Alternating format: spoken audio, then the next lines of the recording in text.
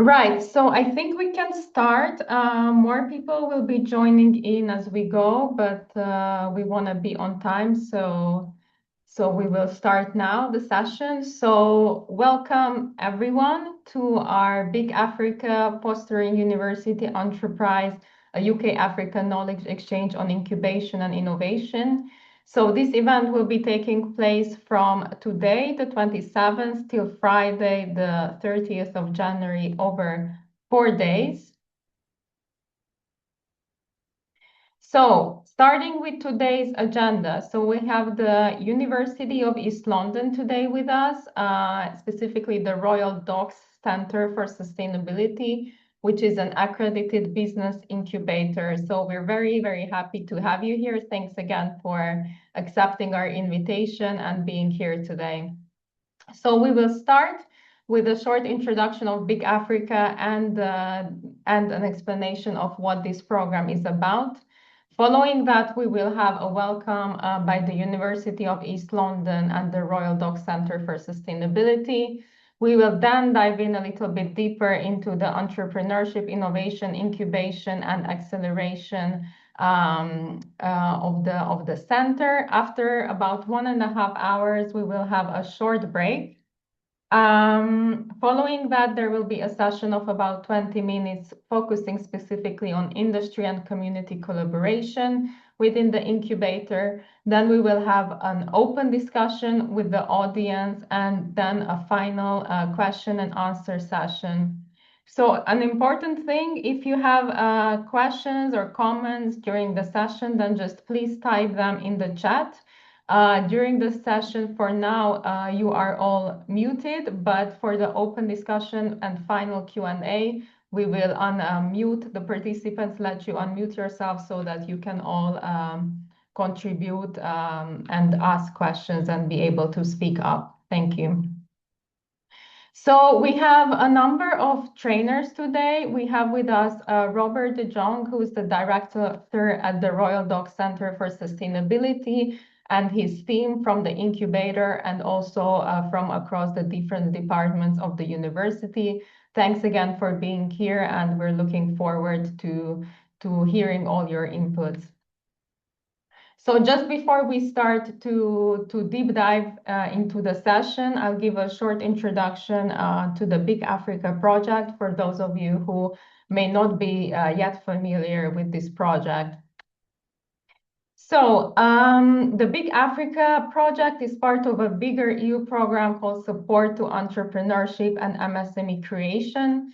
It consists of 5 different country projects, one in Angola, one in Comoros, Ethiopia, Madagascar, and Somalia. So each of these projects are led by different, what we call implementing partners. 3 of them are led by UNIDO.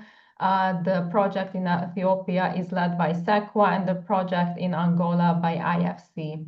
The goal of all these projects is quite similar. It's to establish and consolidate business incubators in these countries with the aim of having an impact to create jobs and sustainable livelihoods. So in addition to these 5 projects, the BIC Africa project really aims to interconnect them and also to complement the services that they provide with additional services, mostly targeted at business incubators. So this is the overall aim of BIC Africa: to support business incubation, build innovation bridges, foster inclusive, decent job creation via partnerships that are created between the African and the European continent. Who are our beneficiaries? As I said, we mostly work directly with business incubators, but the final beneficiaries are entrepreneurs, SMEs, and startups who benefit at the end of the day from the services we provide and from the reinforcement of the business incubators and the support services that they get. Along the way, we also work with a number of indirect beneficiaries, such as the EU delegations in each of these countries, policymakers, investors, business angels, universities, and so on. So again, just to give you some examples of what type of support services the project provides. So firstly, capacity building and skill development services. So these are dedicated trainings, often by international experts on best practices in business incubation to local business incubator managers and staff. So today's training can also be considered as part of this bigger program. We have virtual trainings, and we also had local live trainings in the 5 countries. So secondly, we have services that focus on making a better connection. Part of these were soft landing services and staff exchange program. So here the aim was to create inter-African and African-European collaboration through visits of about 1 week. So we've had, for example, African incubator managers coming to Europe to various business incubators and also between the countries. So for example, between Madagascar and Comoros.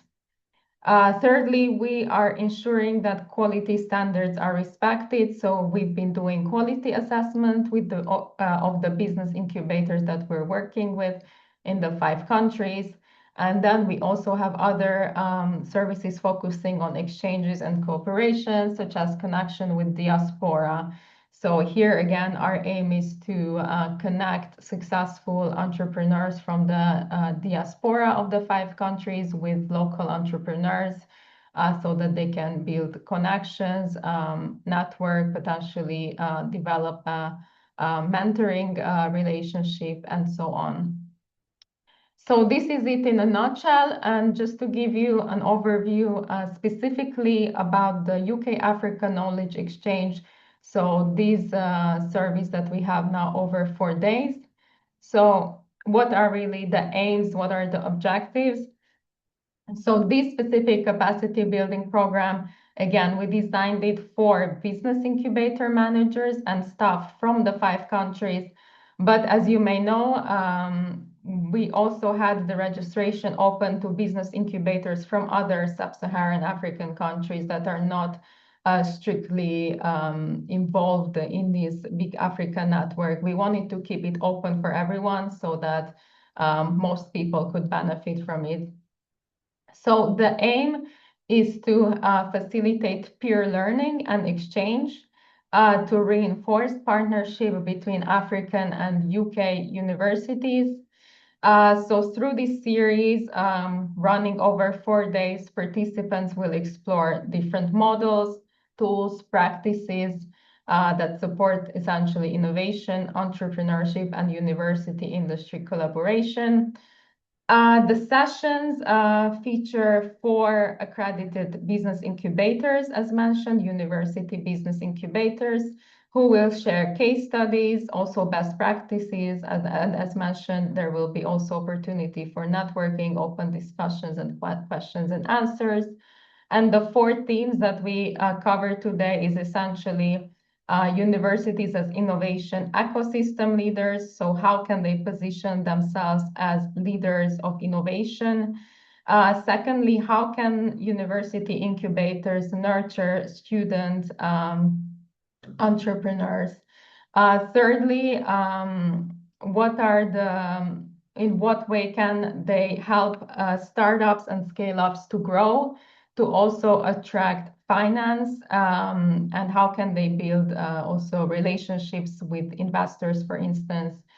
And finally, we will also explore different incubation and acceleration models. And here the idea is really to understand how university incubators can generate revenue and how these models, which are of course applicable mostly for UK universities, but some of these global best practices can also be applied to African incubators, although of course the ecosystems are different, but still we believe that some of these lessons can be applied to the local ecosystems.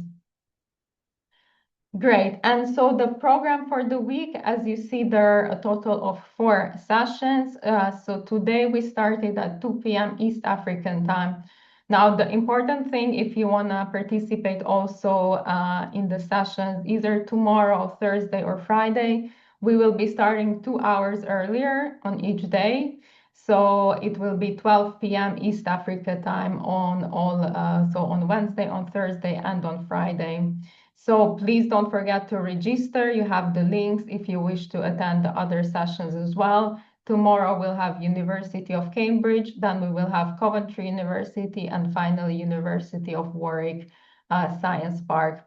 To note as well, for those of you who attend at least 2 of these sessions, you will get a certificate of attendance for your attendance during the course. Okay, and before we dive in, I just want to ask you a question. So just to have a better idea on who's in the room, could you please type in the chat where you are joining from, and also, if possible, your position and the name of your organization. We want to understand what is your role and where you are joining from today. Thanks a lot. Okay, I see some people already mentioned. So University of Technology from Nigeria, happy to be here. Thanks a lot, Aliyu. So we have Elizabeth from African Leadership University from Rwanda, Madagascar, Ghana, Eduardo from Acelera Angola, thanks for being here. Okay, Kenya, Rwanda, Madagascar, Nigeria. Okay, so we have some familiar faces that we're working with from Ethiopia, from Angola, but there are also quite a few people from other countries, which is very nice. Thanks again for joining. Comoros, Benin.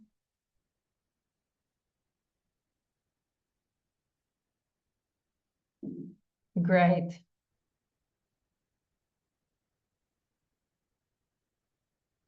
Okay, thanks a lot.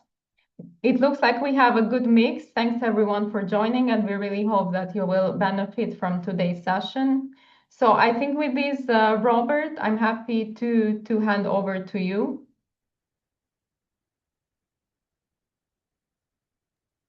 Thank you. Thank you very much. I'm sitting here with my colleagues, Rebecca and Jamila. Sorry, the screen might need to huddle in a bit more. But a very warm welcome to this webinar and session. We really want to keep this open. There's a couple colleagues as well who are online. So we've got Gosha and also Alison Lowe who'll be joining us throughout this.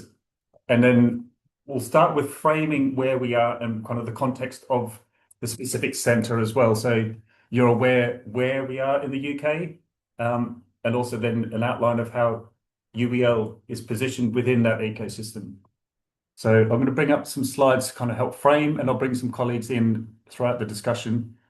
And then throughout that, there's also opportunities for you to ask questions. And please, if Christina and others can let us know the specific questions we'd like to address, because I may not be able to see the chat at the same time. Yeah, sure. I'll let you know if there are any questions, Robert. Thank you. Bring up the slide.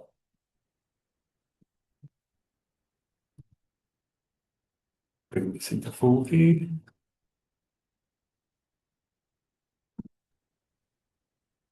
So, can you see that in full view now? Yes, perfect. It's in full view. Thanks a lot. Right. So yeah, a very warm welcome to this session, and delighted to be connecting with you about knowledge exchange between your relevant countries and centres. And I'm delighted to be joined by colleagues here who are leading on specific aspects of the innovation within UEL and more widely as well. So to set the context, UEL has a 10-year strategy. With that, we've got some really ambitious goals to be a collaborator at the forefront of innovation, but also to support our students with industry relevant expertise. So we're close to industry, we're close to the innovation ecosystem, but we're also supporting that transition. So their skills are very current. And with that, there's a lot of outcomes that we've already had in terms of the student development and industry partnerships. So we're second in the UK for student startups, and colleagues, Rebecca will share some insights into how that ecosystem is evolving, but also how it's able to achieve those outcomes. We've supported over 760 odd startups over the last 5 years, and that number is really growing as that ecosystem is developing within East London, but also the wider ecosystem that UEL sits in. And just adding to that, we also sit within a global campus. So UEL is the University of East London with a significant population of students here locally, but we also have global hubs in India, in parts of Africa, and also the US. And we're growing that across various partnerships to really strengthen connections and skills transfer and innovation transfer on a global scale. Last year, we also achieved an amazing outcome of being the University of the Year for our teaching quality, which is an amazing achievement for a university that has really grown over the years. And it demonstrates how our partnerships and quality aligns with what industry is actually expecting as well. And we're first in London for social inclusion. And that is representative, I would say, across all our schools, innovation pathways, entrepreneurship and programs, where we place social inclusion really at the forefront of what we do. And it's something we're really proud of, and you'll hear more about that and how that is structured within our frameworks and approach. So our impact is very significant, and this is just a snapshot. We're over 125 years old, so we're not young in this space, but there's really significant partnerships and collaboration across our ecosystems that is really evolving, and that also highlights how innovation and best practice is moving across on a global level, but also how industries are moving and how we need to be inclusive across those areas. Economically, we support over 800 million to the UK economy.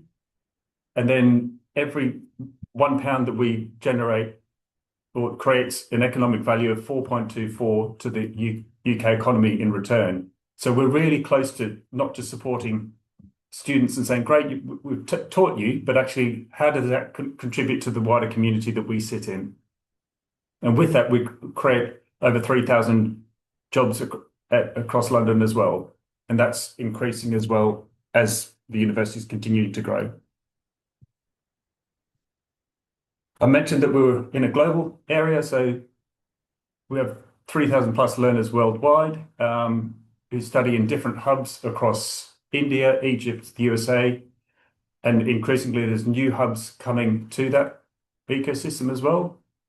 Professional global services, which look at also short courses and training, but also partnerships with industry and specific innovation areas.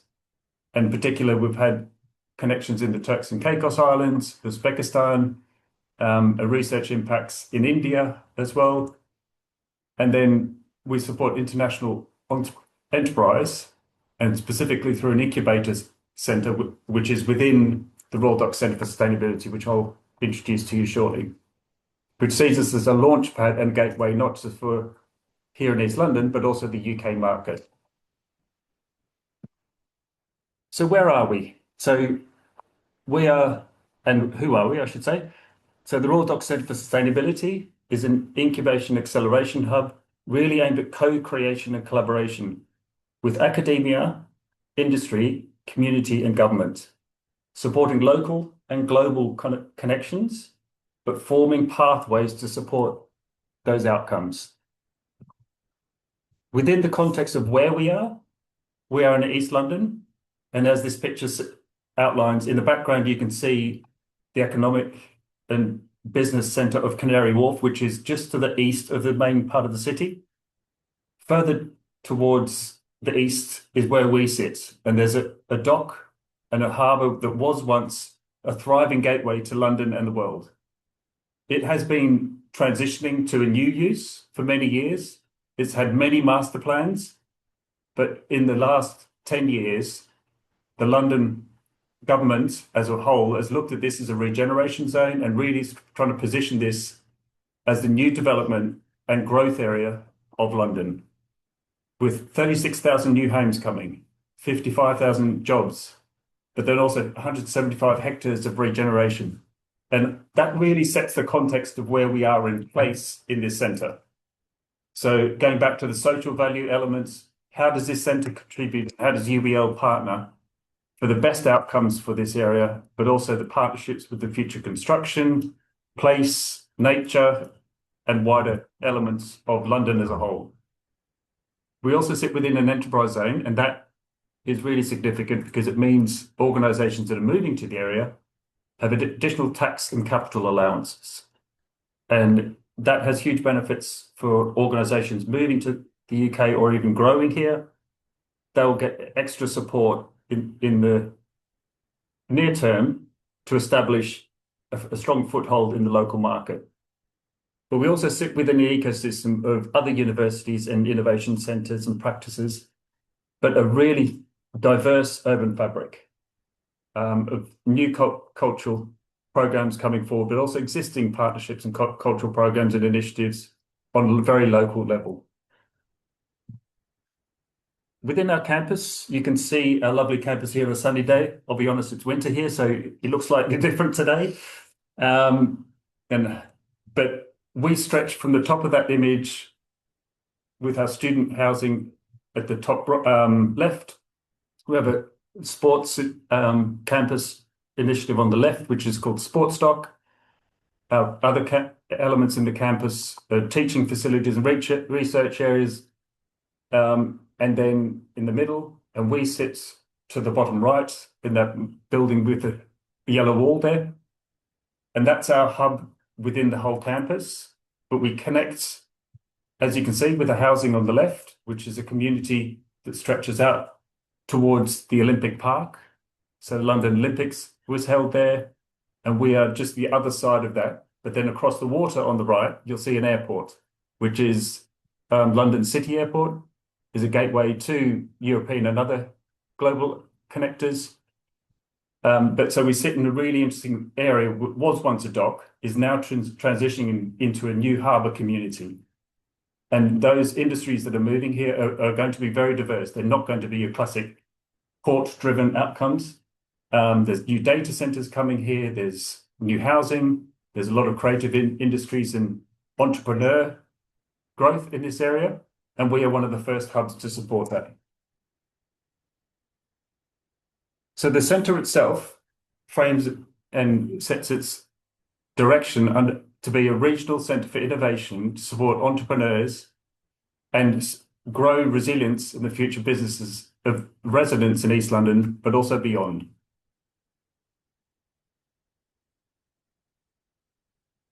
And like I highlighted earlier, the premise of that is all around collaboration and co-creation. We lean on our partners from academia and also within the wider UBL institutions to form partnerships with industry to stimulate career readiness, innovation, support entrepreneurs and enterprise growth, and then look at the regional goals and local goals around skills needs, innovation partnerships, and how this area of East London could be a real growth opportunity for both UBL and also for the London and UK as a whole. And we do that through the lens of looking under specific innovation pathways. We frame that under the Sustainable Cities, which looks at the whole cities as a whole, locally and globally. How can we innovate to drive best outcomes for our city? So people as residents, community, industries and business, but also wider place, that we can create resilient and low carbon communities, but also look at the design, architecture and engineering of these places and the social fabric that create the best outcomes and learn from each other in that space. And we do that across all of these core themes. The next one is around sustainable tech and data. How do we engage with technology? How do we develop skills, but also innovation and pathways with industry and the local area to support technology that drives new solutions in this space? And that's a big push globally anyway. But what does that mean specifically here with new data centers coming in, the whole digital economy, and various other elements that tie into that, from AI through to even simple digital skills? And then sustainable creatives is looking at the creative industries as a whole, from makers, crafters, through to the skills of fashion. How do we support a sustainable industry? And we form connections and collaborations across those areas with core programs, with festivals, skills pathways, and training, but also innovation that we support within the centre. And that comes down into our impact outcomes framed by skills development pathways, specifically looking at how do we develop talent and community engagement, enterprise development, looking at the jobs, but also the businesses that are landing here, the raw docs that I highlighted before. How do they grow into the space? How do they grow into East London? How do they land in an ecosystem that we know is thriving? Because as a big organisation, we employ thousands of people, but how do we support that ecosystem, not just as a student outcome, but also as an innovation? And that ties into our just transition pathway, which is looking at the social value side of things, is bringing in that community wealth. And that's a principle of how we also support through paying the London living wage, which is a fair salary that then looks at a base level. We support organisations to thrive and meet the needs of the local community, but also then support growth in terms of funding and accelerator programs to help that accelerate beyond an individual area. In addition to that, there's third sector support, and we'll go through that in a moment as well. Diving into the building itself, there's a lot packed into this space, and it's a really exciting hub, and we welcome you. If you're ever coming to London, please come along and visit us. And we'd organise a site tour and various things to meet and connect with us in person, and also welcome a follow-up if there's anything specific we haven't covered during the session. So we have the Sustainability Research Institute, which is a lab that looks at the future of materials in the sustainability space. We have an enterprise hub that looks at growth and creates affordable, or has affordable space for small organisations to grow with nurtured programs around that. Now, I won't get, in the essence of time, I won't go into each of these, and we'll share the slides afterwards, but there's AR/VR, lab space, there's a community engagement space, there's hackathon rooms, which look at unlocking innovation in a collaborative spaces. There's a data platform, which we call the Living Library, where all of our energy and sustainability data goes into an AI-enabled platform, which we can then pull apart and research and innovate, but really brings the practical outcomes of the centre and campus and place into one space. We then obviously link to talent, support and growth with our various schools and centres. We have a maker space, which is a fun, engaging space from 3D printers through to various robotics and other prototyping equipment and expertise. A renewables lab, STEM community outreach, which is really looking at how do we support local business and community around tech, engineering, arts, and web and tech development. But then we also have practice-based centres, which offer student services when they're in the third and second year of their degree. They can give something back, so they've developed some expertise, but they can also advise and guide businesses and residents on how to grow and develop, offering services back into our local community. And the early outcomes, we've already created over 35 jobs. We've supported 200 businesses.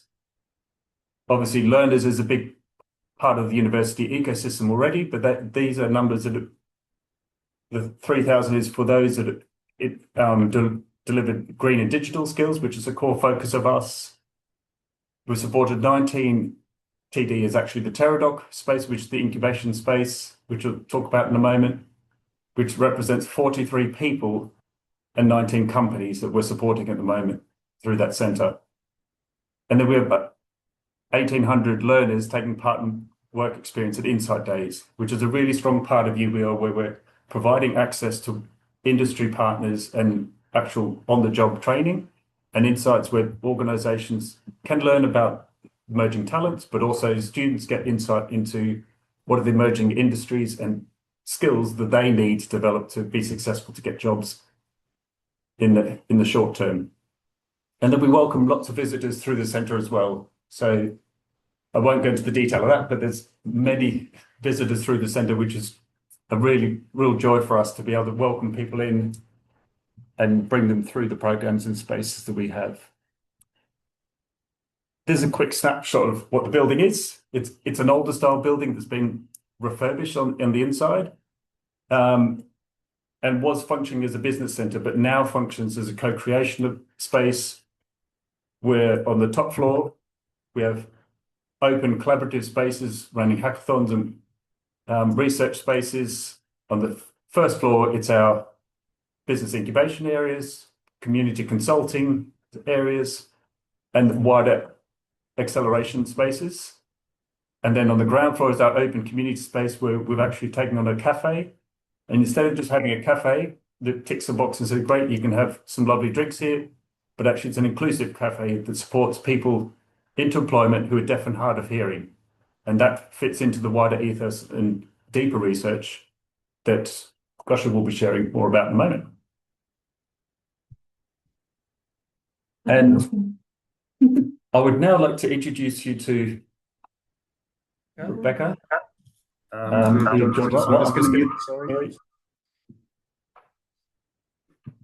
Perfect.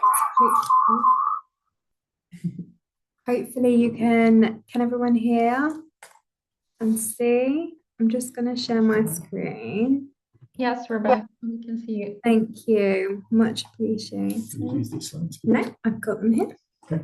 All sorted. Okay, let me just do the slideshow from here. So many things on the screen. Okay. Hopefully it's just loading. Awesome. Lovely to meet everyone. Thank you so much for joining us today. My name is Rebecca Moody. I'm Associate Director for Careers, Mentoring and Enterprise. So for context, that I sit within our careers service at the university. So we're responsible for kind of supporting students to explore their careers and what that means for them, whether that be starting their own business or going on to get some traditional form of employment. We're quite a big career service. We have around 100 members of staff for around 40,000 students, and we support all the way across undergraduate, our kind of undergraduate students, all the way to postgraduate and alumni.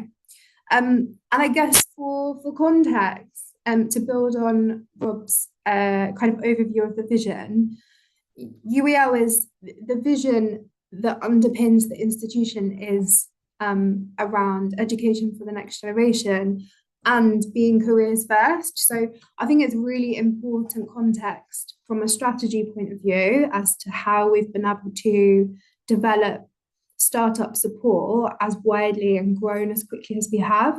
The fundamental foundation is that careers is ingrained in the DNA of the university. So supporting students to develop the skills and experiences they'll need for employment or self-employment is absolutely central to the university's mission across everything we do and the decisions that we make.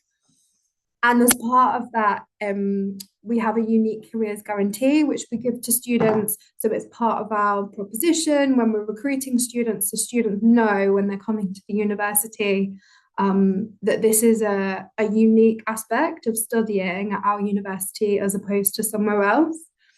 And as part of that, there are 5 key commitments that we give to all students, which are here on the screen. So all students undertake some kind of work experience as part of their curriculum. So that might be an internship, a placement, that could be job shadowing, but that also includes them starting their own business. All students have skill development embedded into their curriculum. We guarantee that support not only while they're a student with us, but also for life after they study. All students study enterprise, which I'll talk a little bit more about, and we guarantee kind of the impact and those outcomes, which is demonstrated in some of the awards and accolades. So this is really important context because as someone who leads the enterprise work for the university, this has made it a lot easier to accelerate and get buy-in for enterprise as a university. There's a little bit more around kind of what those 5 commitments are, which you can see in the slides, and that kind of articulates those 5 commitments. The impact of this is, the impact of enterprise being really front and center to the university has seen like really significant growth in this area for the university. I've been here 7 years, and when I started 7 years ago, I was genuinely one person sitting in an office on my own with no startups. No students were interested in starting a business. And I wondered what on earth I was doing, here. I wonder what I was doing at a university trying to help people start businesses when I was on my own, and I couldn't see any evidence of the demand or interest. But 7 years on, we have seen like this massive 1,000% rise. Our students, we know from a student survey that our students are more likely to be interested in starting their business than those at other universities. We support around 250 businesses a year, and it's resulted in significant investment and growth across the university in this particular area. This is a table of the growth, so this only represents kind of 6 years, but 7 years ago we were all the way at 0 in terms, and this represents the number of startups each year, which we have accumulated, I guess, over the past 6 or 7 years. So you can see that really, beautiful growth in terms of the number of startups we support. And I'm going to talk you through some of the key pillars and ways that we've achieved that growth at the university. I guess the first thing is getting your university at every level to recognise that career absolutely also means entrepreneurship. Certainly at some UK universities and global universities, the focus is always on students getting a job. That's determined as one of the key success measures after they graduate. But one thing that as an incubator leader, as an entrepreneurship startup leader, you really need to work with your senior leadership team and your career service, if you're not part of it, to make sure that entrepreneurship is recognised as a really solid and successful outcome, and it's celebrated as part of that. We have an institutional strategy for entrepreneurship, which I led on, and these are the 4 pillars. These are like the 4 commitments which underpin that growth and kind of how we've achieved that.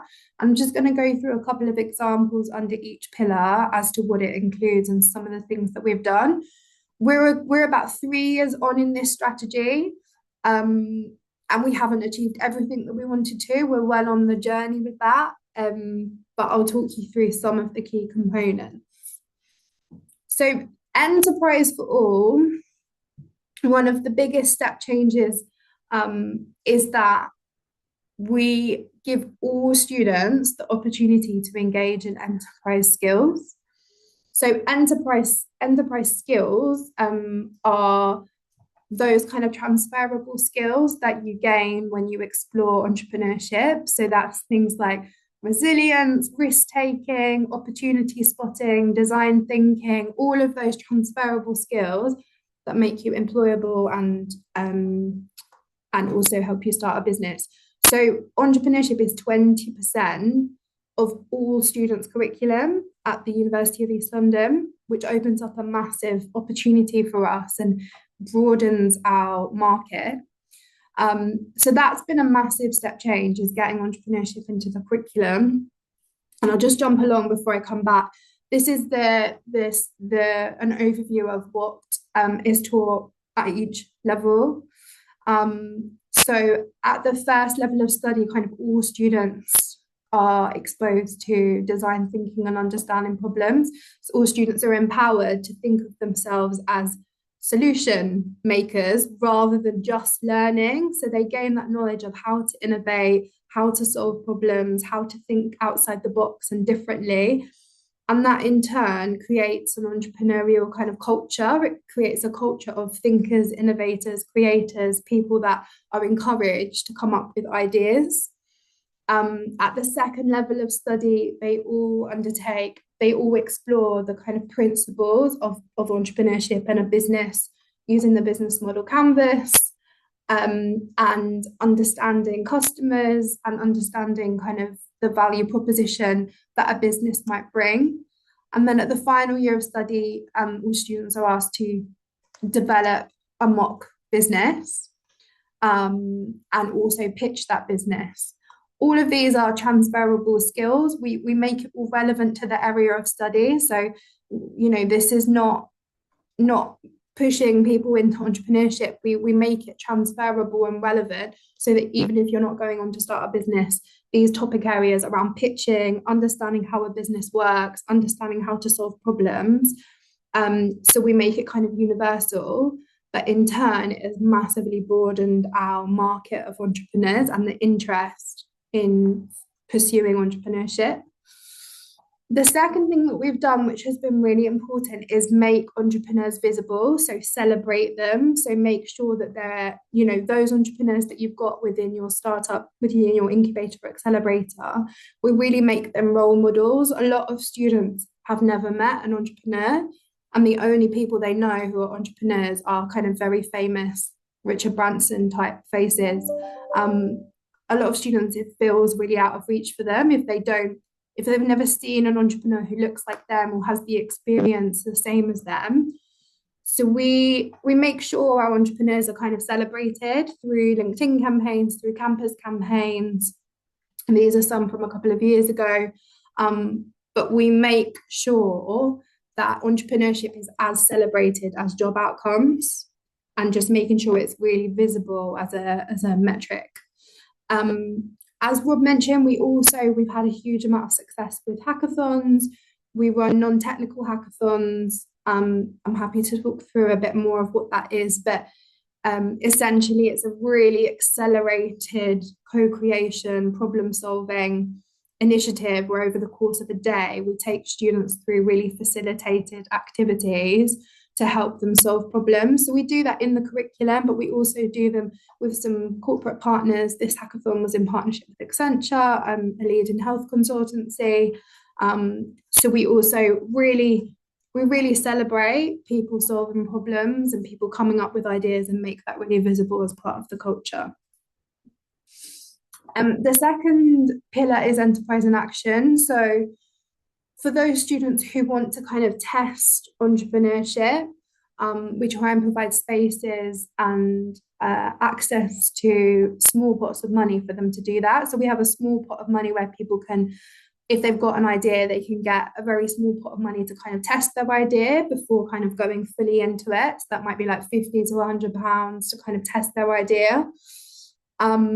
There are also different spaces across campus. Rob mentioned there's a maker space as part of this business centre where they can access equipment. And there's also clinics where students can become sports therapists or legal advisors or business advisors. So much more widely across campus, there are spaces where students can kind of test being an entrepreneur without having to take on any risk, which is also really important in giving people, platforms to kind of play with entrepreneurship rather than it feel like an all or nothing option. Long term, we want to kind of do a more venture studio model, which is something that we haven't delved into yet, but that's one of our kind of broader plans to help students play with entrepreneurship a bit more seriously. We have an on-site space where students can sell their products or services. So we do that both through kind of pop-up markets on campus, and then we also have a space in the Royal Dock Centre for Sustainability where students can showcase their products or services, which is all part of that visibility of entrepreneurship on campus, and also helping them, see an entrepreneur, see evidence that someone like them has done this. The third pillar is entrepreneurial career pathways. So when a student kind of moves beyond those kind of transferable skills, for for those people who are really serious, we have really distinct pathways where people who choose to follow entrepreneurship get much more intense support.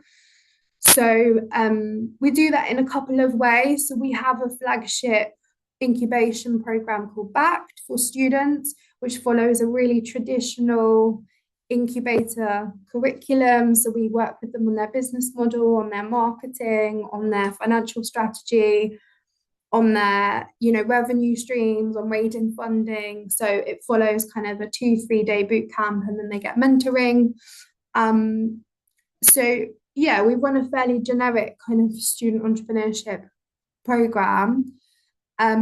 We also work really closely, so we really understand our portfolio of subject areas. So there are some courses that are more likely to go into self-employment.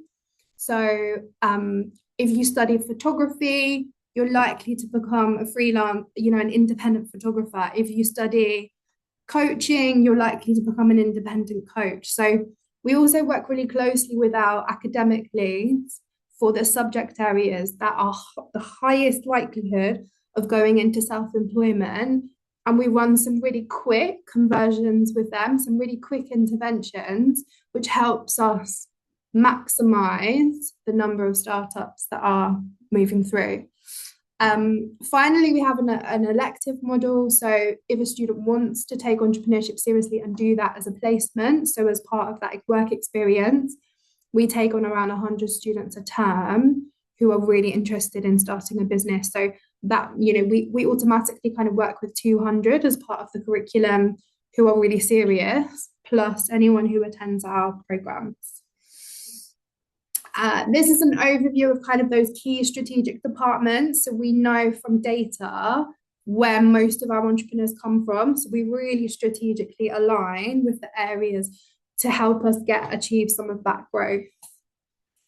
The final pillar is entrepreneurial networks. It's really important as a university or a university ecosystem or startup provider. The goal is recognizing that they shouldn't stay with you forever. They'll eventually outgrow you. They need external support. So that's where we have a founders network. We have a space in the RDCS where we bring our founders together. And the purpose of that is to have the community so that they can kind of, have a community of founders around them, but also to identify what next, like what's the next support that they should move on to. And part of that is the relationship with the business center on campus and external incubators and accelerators. And our team work really closely with external providers, or more specialized providers. So we recognize where our support stops and we try and connect them with the right people to help take their business further. And this is just a picture of our founder space downstairs, which is our kind of community. And these are some of the events that are running over the next couple of weeks in that space. So we have lots of founder stories happening in that space, lots of workshops, as well as like pitching events and just opportunities for founders to kind of between them, develop that community beyond our support. I'm going to hand you over to Alison now, who will talk a bit more about that incubation and acceleration support more formally that happens in the business centre. Thank you. Alison, I think if you just share, I'll stop sharing. There you go. Thank you. Robert, are you sharing my slides or do you want me to do it?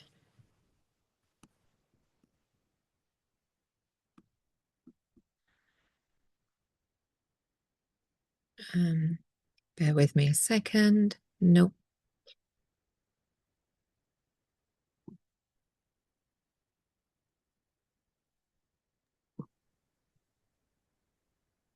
I can bring them up for you, Alison, if you want. Yeah, they're not coming up on my end, I'm afraid. Okay, that's okay. I'll bring that up now. Thank you.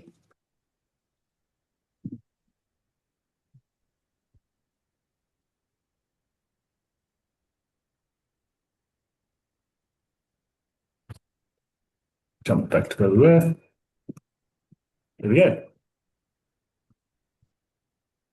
Perfect. So, hello everyone. My name's Alison Lowe. I hold a couple of different roles at the university. I am the entrepreneur in residence. I'm working across the whole university. Again, the support of moving on from, being students if they're carrying on their enterprise journeys with us. And I'm also the Director of Careers and Enterprise for the School of Arts and Creative Industries. My role as entrepreneur in residence comes around because I actually come from industry. I joined the university about 4.5 years ago, having run various enterprises of my own, 7 businesses of my own. I'm also the founder of the Creative Entrepreneurs format. I'm a judge of the Great British Entrepreneurs Award. So I have various different roles in enterprise. I'm really pleased to be able to bring some of that into the university. And my role as creative entrepreneur is very much working in the Royal Docks Centre for Sustainability and working with Robert and the team at the Royal Docks Centre, and also within TerraDoc, which is our incubator space within the university. And my role is very much around looking outside at the community and people outside. Robert, could you move on to the next slide for me? Thank you. So my role is outward facing. So with Rebecca, she was talking very much about internal, talking with students and our graduates. I'm very much outward facing and really looking at leading on innovation and entrepreneurship opportunities and linking the university with industry. As Robert said at the beginning, we're part of the Enterprise Zone in London, a very crucial zone for London. Lots of different and new businesses moving in, lots of new style businesses as well into new sectors in tech and immersive sciences and those areas. And it's really important that as a university, we're ensuring that any of our businesses that we are supporting and our graduates as we go on are linked into that community. So my role is very much about building some of those partnerships as well, so that we are linking the university, the Royal Docks Centre for Sustainability and the TerraDoc space with those communities. That's also really crucial for any businesses. No business can run alone. And I think there is often, at the startup stage, businesses become quite isolated and not quite sure who they should be sharing their ideas with, not sure who they should be connecting with, and perhaps become a little too self-focused when actually they should be looking outwards to ensure that there is a market for what they're doing, that they're building opportunities for collaboration, and also ensuring that if there is finance or support, that they are in the right place for that. So I'm very much looking at building that inclusive community around the university with the businesses that are around us. Also, a key priority of my role is, again, something that Robert touched on at the beginning, and that is about building diversity and inclusion in startup businesses in the community. Our area around us in the Royal Docks is a very diverse community, and often we have a lot of people who are first generation entrepreneurs. So as Rebecca said earlier, they don't know what an entrepreneur looks like, what an entrepreneur does, and how they actually start. So we're very clear on trying to build inclusion and diversity and opening up entrepreneurship for all within those communities, but knowing that they are going to need a lot more support perhaps than other entrepreneurs who come with some sort of social network to support that. Robert, would you mind moving on to the next slide? Luckily, I've only got 4 slides, so thank you. So how will we do that? So there's the 2 sides, there's incubation and accelerator. So with the incubation side, what we're looking at is those startup businesses that are looking at really developing raw ideas into a viable business, helping them refine their ideas into an MVP, a minimum viable product, ensuring that they have done adequate research and understand the market well enough that they are going into. Often, startup businesses have not done significant research and are not sure actually where to even go to do that research. So sometimes our role right at the very beginning is helping them with that research to make sure that they're not just joining a very busy sector, that there's already lots of people ahead of them that are doing that area. So really looking at their value proposition, what makes them unique, how are they going to stand out in perhaps a crowded marketplace? So really focusing on those foundational elements. What is your niche? What is your full value proposition? Do you really understand your consumer and where they are? And looking at the long-term viability and sustainability of the business.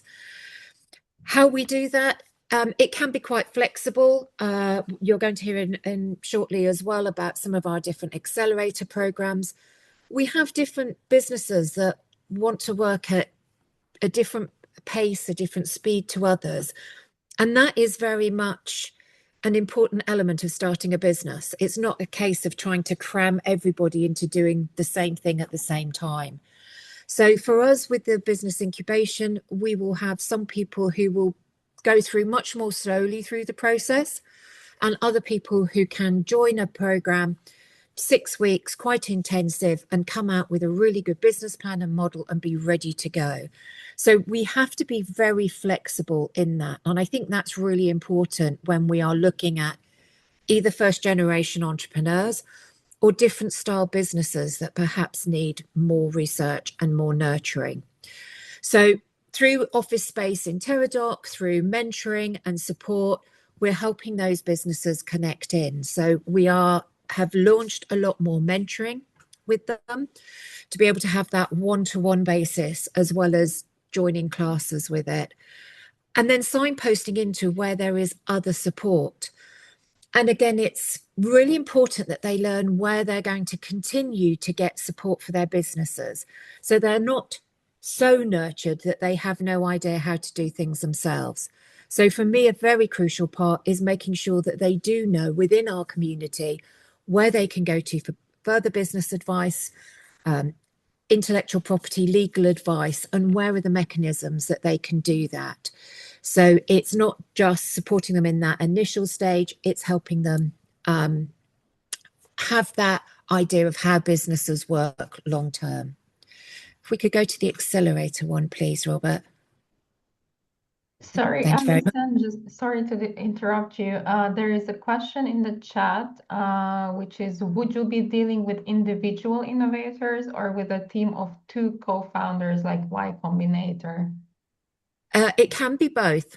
So often it is one, but we do have partner businesses that come in with 2 and even 3 people who've decided to put a business together. So it can really vary. Also, we may have some people who have actually started with perhaps another partner. In fact, I had one this week, and they've actually, which is very, very usual in partnerships, actually having difficulty with the partnership and looking at, should they be carrying on as a business together, or should they actually set up separate businesses because they actually have different ideas of where the business should go. So it can be single person, or it could be 2 or 3 people that are founders from that. Thank you, Alison. That's okay. And then the next stage is obviously acceleration.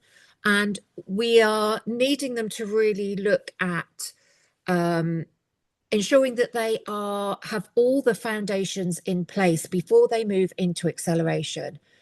Because there's nothing worse than getting a business on an accelerator and then finding that they'd missed some of the foundations. They haven't set up their business structure properly. They didn't have certain things in place. So the incubation is very much making sure all the groundwork is done and then moving them into an accelerator program where they get much more intense mentorship. They have already got their tested idea, so they know what the product or service is. They know they've got a market for it. And then they move into a much more intensive program that will grow them over that time. And what we look at the university as they're going through these processes is we're not looking to hold these businesses for the long term. We are looking for them to graduate from us and move on and be embedded within the wider Royal Docks community. So again, part of my role is making sure that we have those places as they grow their businesses to be able to go on to somewhere else. So again, we're working with industry partners, we're working with local government officers to look at where is that next level as they start to go through acceleration. So that could be finding larger manufacturing spaces. It could be that they just need larger offices to move in and have independence to grow their team and get to the next stage. So with acceleration, it is getting them to the stage that they can become truly independent businesses and be able to operate into the future in their own growth with it. And how they get there is through that mentorship, that prepping through their pitch decks, knowing that they've got a good growth plan. However, even though they would graduate from us, we are always there to support and always welcome for anyone to come back in and ask for particular support if they need to work with our research teams or they're looking for next level funding or growth. There is always the opportunity for those businesses to come back and perhaps then have an opportunity to work with us on a more consultancy basis and be able to keep those links and keep that growth. So they're never totally let go. We keep inviting them back in to be able to grow their businesses to the next stage. Finally, the last point for me is this. So we've talked a lot about incubation and acceleration within the centre, but we're also looking at offering those services out into other workspaces within our community as well. In the Royal Docks, we have lots of new workspaces that have developed. And those workspaces don't have any business support or mentoring. So again, we're working with our business partners to be able to offer them that business support in their place of work as well, because then we've got a very genuine, authentic relationship with our community. They can come to us, but we can also go out to them. Thank you very much. Back to Robert. Thank you. I think there's another question in the chat. Christina, are you able to? Yes, exactly. Robert, so I was gonna ask you maybe, I don't know if you prefer answering it now or perhaps later during the open discussion, but the question is, how do you finance your activities? So what's your business model? And also, how have you integrated AI into your support processes? Yeah. As a wide institution, UBL supports all of these services. The UEL funds the centre and our kind of core programs, but we also have additional funding that we look for partners to support. So there's specific incubator programs that have seed funding or kind of, I would say, funding that kind of gives them a little bit of a boost, but then there's wider programs we also offer longer term funding and partnerships with. So they enter markets with stakeholders and partners in mind.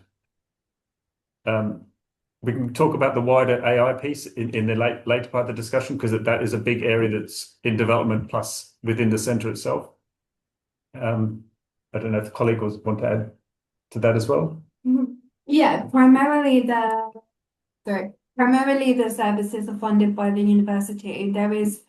There's a UK fund called the Higher Education Innovation Fund, which funds some entrepreneurial and knowledge exchange activities. So I think Alison's work, some of my work is funded from a pot of money that the university gets called the Higher Education Innovation Fund. There is also, another kind of central fund universally for students from disadvantaged backgrounds, so low socioeconomic or global ethnic majority, where we have a small pot of money to do some work specifically with global ethnic majority founders or disabled founders or female founders. And then we also work externally, so our central enterprise team get money from a couple of corporates and also a couple, I don't know what the equivalent is in your context, but they're called livery companies in the UK. They're like membership organizations. So we get some grants from membership organizations. And I can't, think of the equivalent, but they're called livery companies in the UK. Don't know if anyone else knows the equivalent, but they're kind of a group of individual, wealthy individuals who are part of a network, and they give money out for specific causes related to their area of interest. Like philanthropy. Yeah, exactly.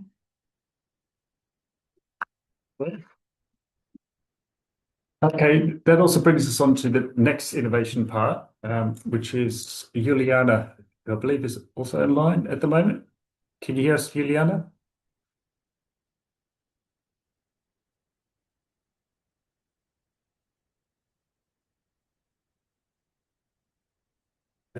Yeah. Okay, Juliana, are you able to bring yourself in? And then I'm happy to share the slides, or would you like to share the slides from your side?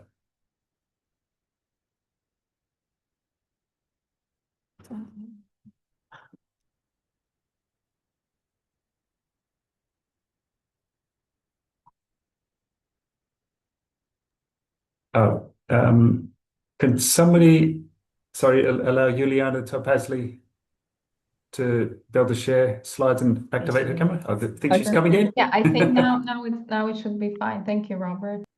Yes, Yeah. I can. Thank you so much. So everybody can hear me okay? Yes, we can hear you. Excellent. I saw the slides actually on the screen, so I'll just make sure I'll put them up right now. So just a couple of minutes. But great to be here. Thank you very much for the invitation. And actually, I was at the BAT London show last week, and I was part of the African Pavilion launch at BAT for the first time. So it was great to see so many innovations and Ministry of Education representation there to support some of the amazing work happening across the continent. As Robert said, my name is Juliana, Dr. Juliana Topasley. I am part of the academic team, so I'm part of the Royal Dutch School of Business and Law, and remit of my work is focusing on enterprise innovation and supporting the engagement through the business school with the business community. So hopefully I can share some of the things we do in partnerships with the Royal Docks Centre for Sustainability and other members of the team across the institution. But before I jump into that, I thought maybe it would be quite good to give a context of why we come up with these initiatives, why we're doing it, and get some of the research as well. So unfortunately, the data shows that there's a lot of businesses do fail in the first couple of years. And it's really interesting to see what is the main reason why they're failing. Through various government initiatives and British Business Bank data and our own kind of research, what really stood out a lot is about really understanding the market need in connection with the customer. So everything we do, we really want to understand where the issues are, why the businesses fail, and how we can support them as early as possible to prevent those risks and actually make sure that they survive beyond the 2 years. And these are just some of the needs. Every time we start any of the programs, we ask, what is the focus? What is the biggest challenge of those entrepreneurs or inspiring entrepreneurs who want to join our programs? And these are some of the things that mention on a regular basis. I'm sure there's no surprises there, but I thought I'll just put it out there because it's really important for the context. So what do we have? The biggest thing and most important thing is that no one can do anything on their own. It is about collaboration and partnerships to come up with initiatives and help entrepreneurs. They all have different point of entry, different starting point. They all have slightly different needs and very often very different contexts of what they're trying to launch and to embark on. So within the school, but working also across the institution, we have our own business incubator program, which I'll talk a little bit more. We're very much involved in practice-based centers, and some of them are focusing on business advice centers, tax centers, legal centers, and really being a helping hand for businesses, particularly early stage businesses, to find those answers which they might find very tricky to find or very expensive to find.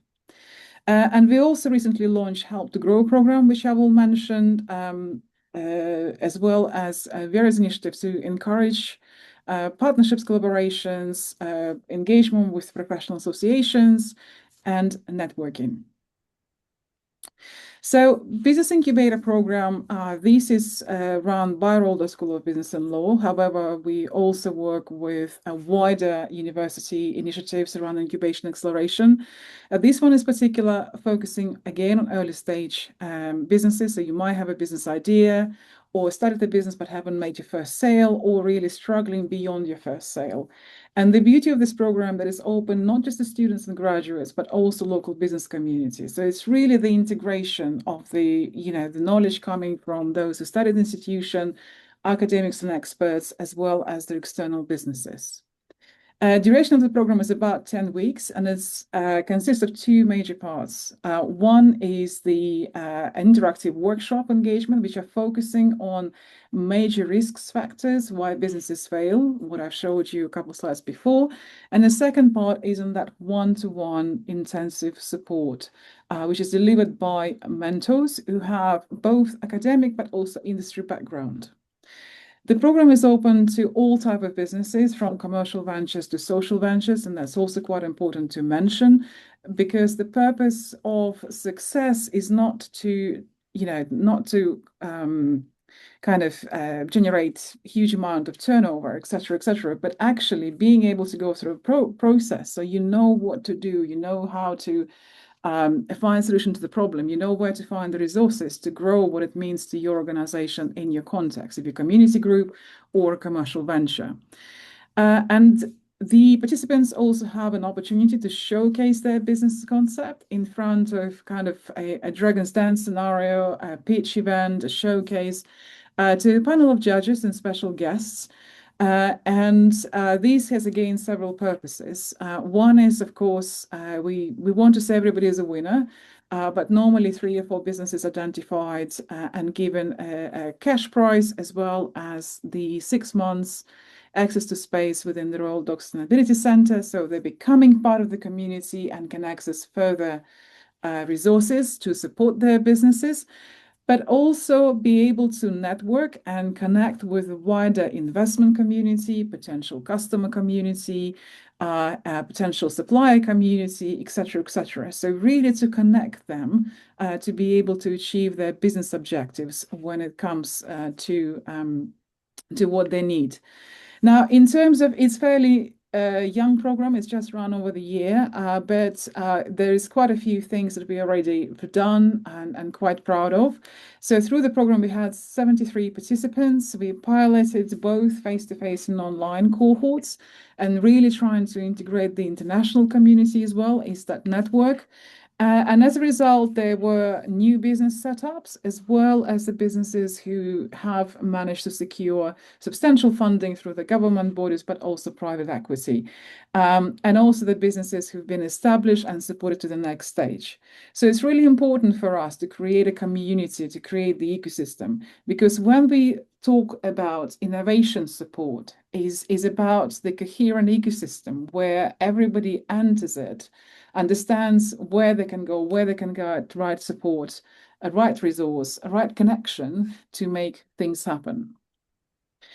This is just a very, very quick example from one of the participants' early cohorts. So Ajit jumped on an opportunity. He has no relation to UL whatsoever. He found us on LinkedIn, signed up, and successfully secured this place at the Business Incubator. At that time, he actually had a couple ideas, no business plan, no kind of plan in hand. And through the program, it helped him to nail it down and have a business proposition, which he decided to take forward.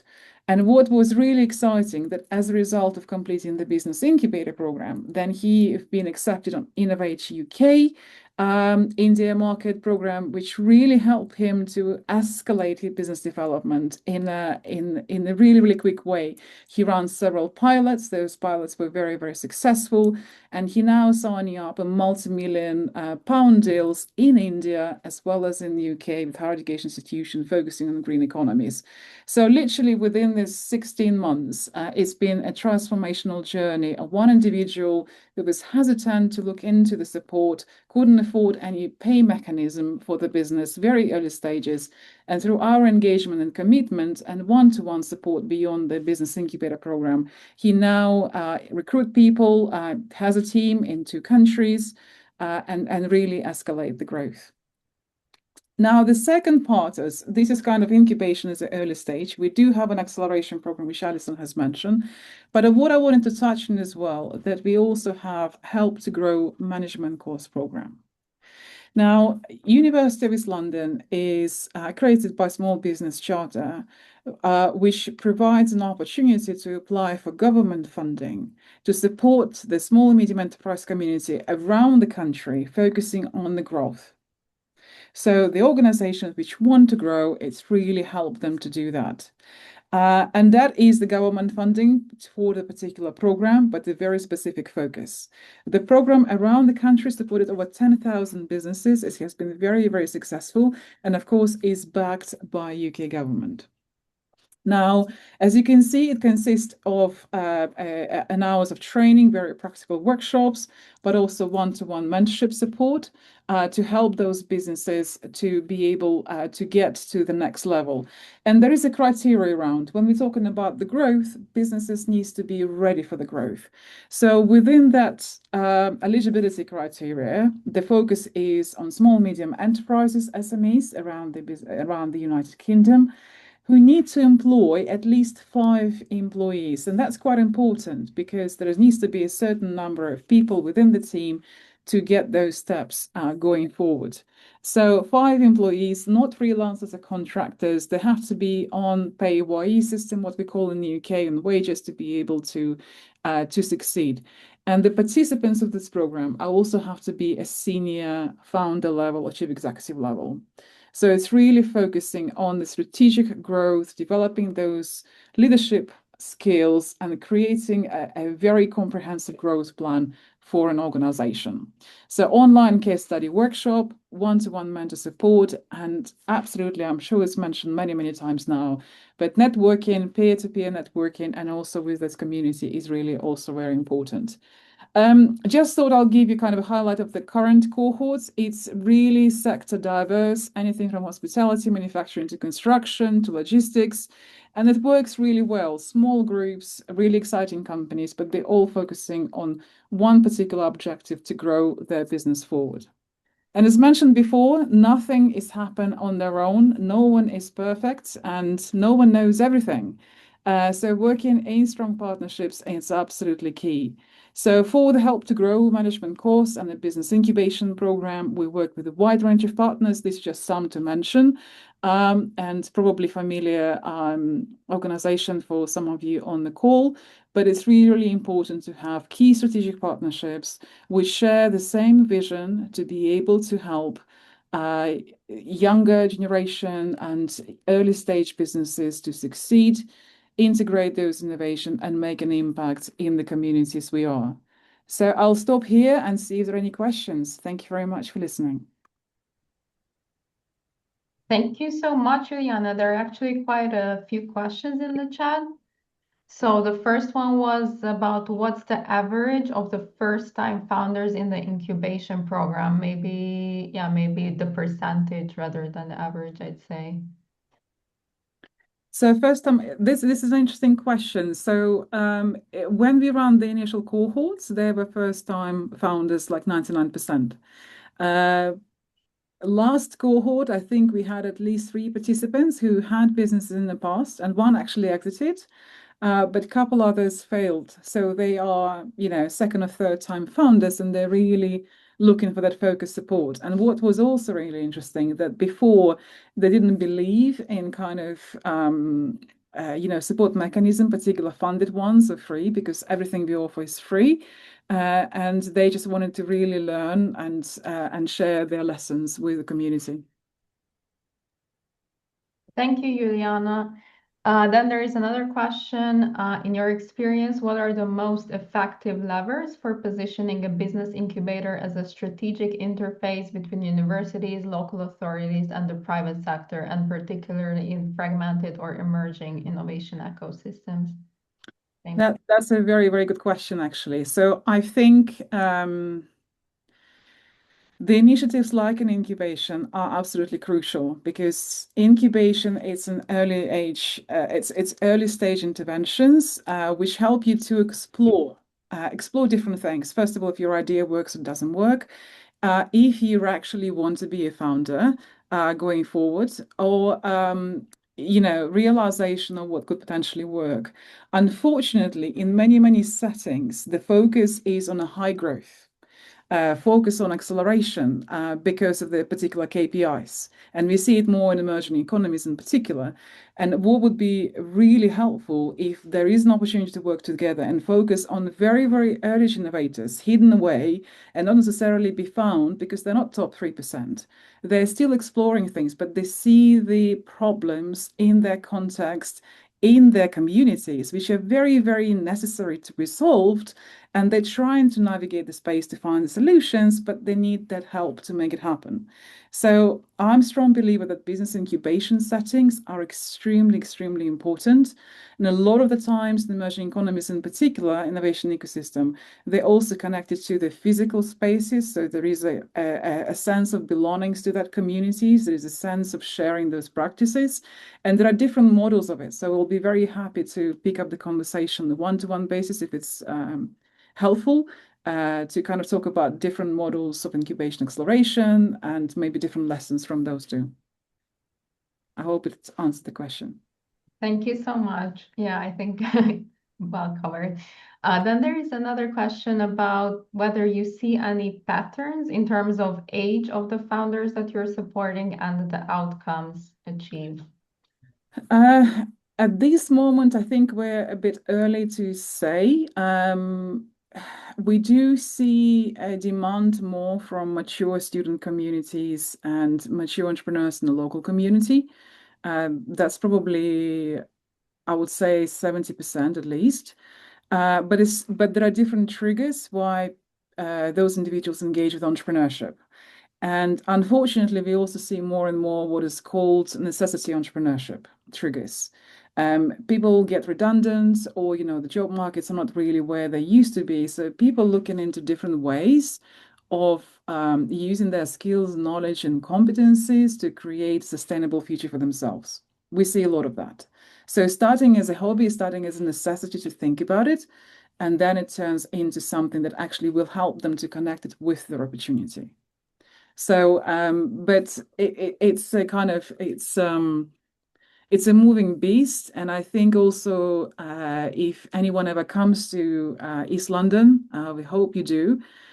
East London is quite different environment from, for example, Central London or West London in terms of the demographics and even business community itself. So I think there's a lot of kind of preconditions of things when you take into account before kind of defining that answer to that question. But that's what we're noticing.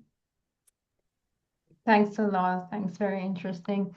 Another question. So from your perspective, how can university incubators move beyond supporting innovation to become operational drivers of ecological and social transitions at territorial level? Oh, if I knew the defined answer to that question, it wouldn't be here. I think it's I think we need to move away from looking into how kind of university create innovation support to how actually we become strategic players within the creation of those ecosystems, because we need access to knowledge exchange and data and research. We need government, local government to understand those needs, connect to those needs and respond to those needs.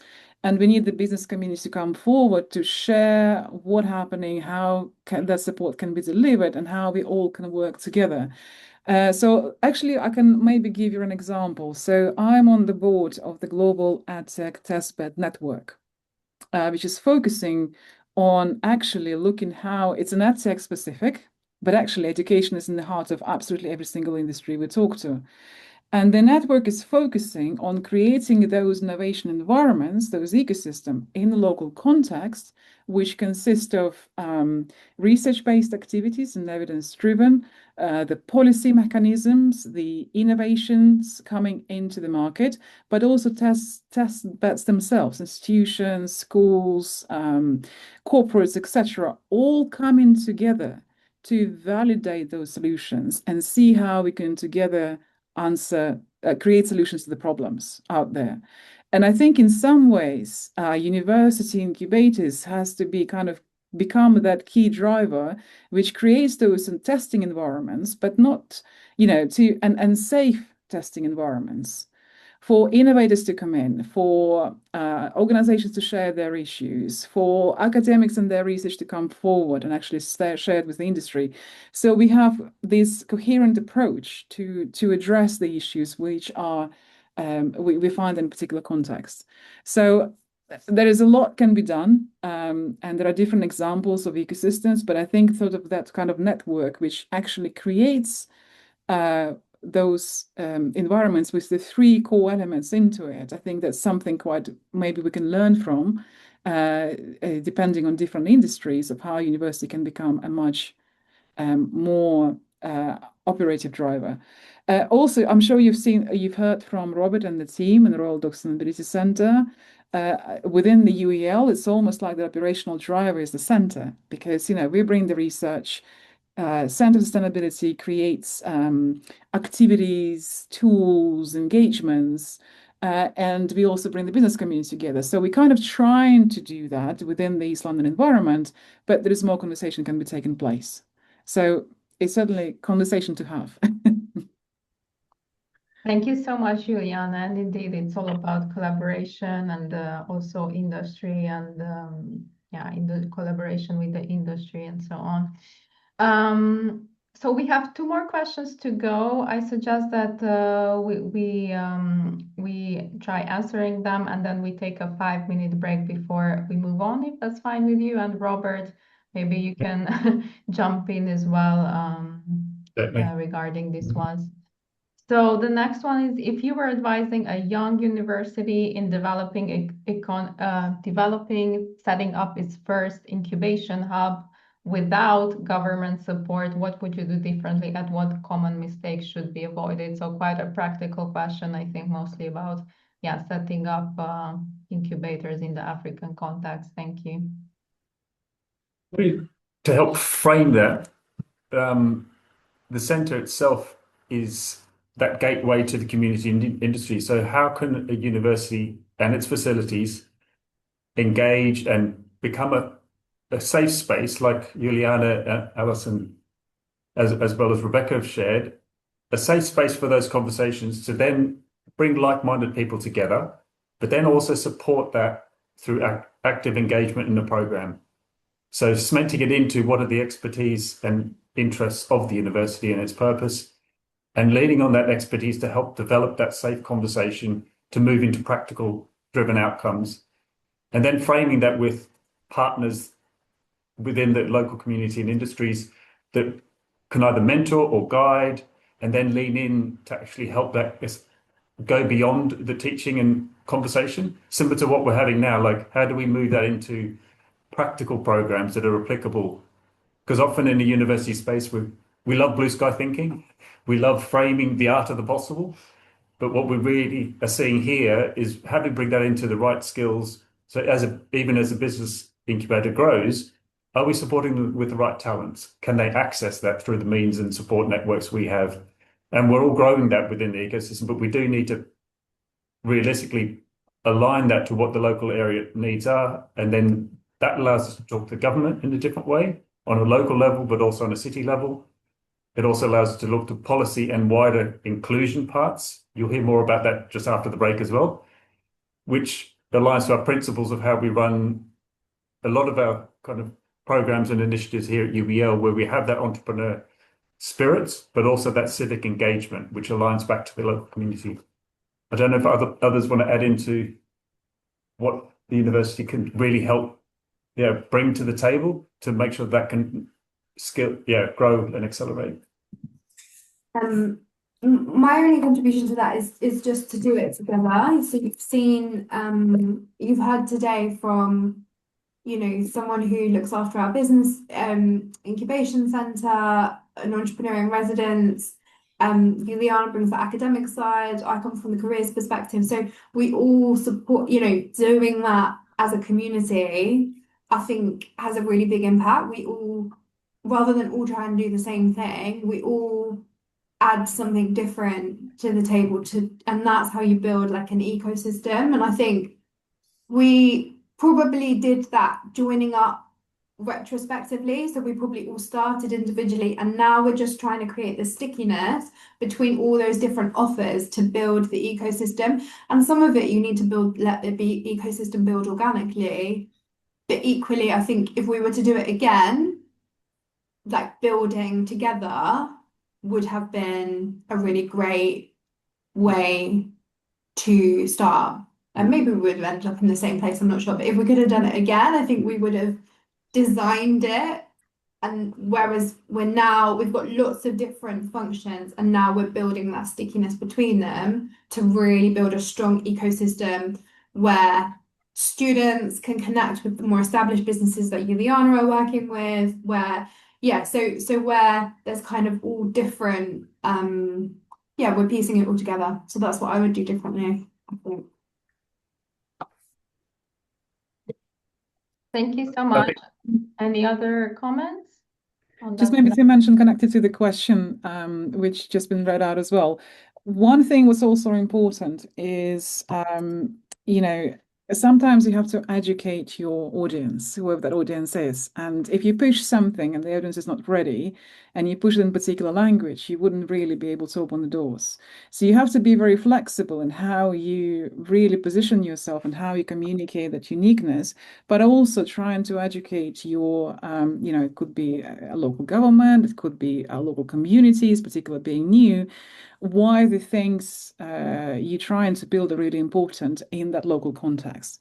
And in Africa in particular, local context is massive. The local community needs and what really matters locally is absolutely crucial. And if you're able to connect and bring the community together, raise the voice of that community, of that need, that's going to be the most powerful thing. So I guess try not to go at the top and kind of, lobby the government and trying to persuade the government, etc. Try to build a community which has a very strong voice and trying to meet halfway with those priorities and the community voice. That will be the most powerful. And of course, as a young institution, you can always back it up with the research as well. Great, thanks a lot. So yeah, that's quite a bottom-up rather than a top-down approach. And a question that's also along these lines. So it's among the practices you have shared today, all of them, which ones do you consider most transferable or adaptable to African context, characterized by high informality and limited institutional resources? So I guess the principles of why we're even doing this is kind of the foundation of that's really transferable. Like, we're doing this to support growth. We're doing this to support our students as well as the community. And that as a principle of what we're then working together is transferable to any context. And hence how we then come together as a group. One thing we'd also add is we have a working group on entrepreneurship that shares best practice along our various areas. So we help align that. So we're not limited to other departments not being aligned. So we're trying to create formality in that. We then has a lens back into the local institutions, but also local industries. And it's trying to then specialize, okay, what is the university best known for? And how do we lean on those strengths to bring that out and the best expertise? Because we can't do it all, but really be strong in those areas of growth. But like we're very open to new markets coming to the play, because we also don't want to be stuck in a certain market. And I think that's very relevant. What does that mean for your local markets? To know how is that moving, but who are those entrepreneurs on the fringes that might be creating new businesses and ideas that would be relevant in the near and future term. And that might be leading into other networks to help those grow. And social innovation is one of the big drivers, I think, across all of that we're really embedding, and you'll hear more about shortly. Thank you, Robert. There is one last question, and then perhaps we take the break. So have you devised any structured mechanism to engage alumni to serve as mentors? And how willing are these alumni to do so? So this is probably a question for Rebecca.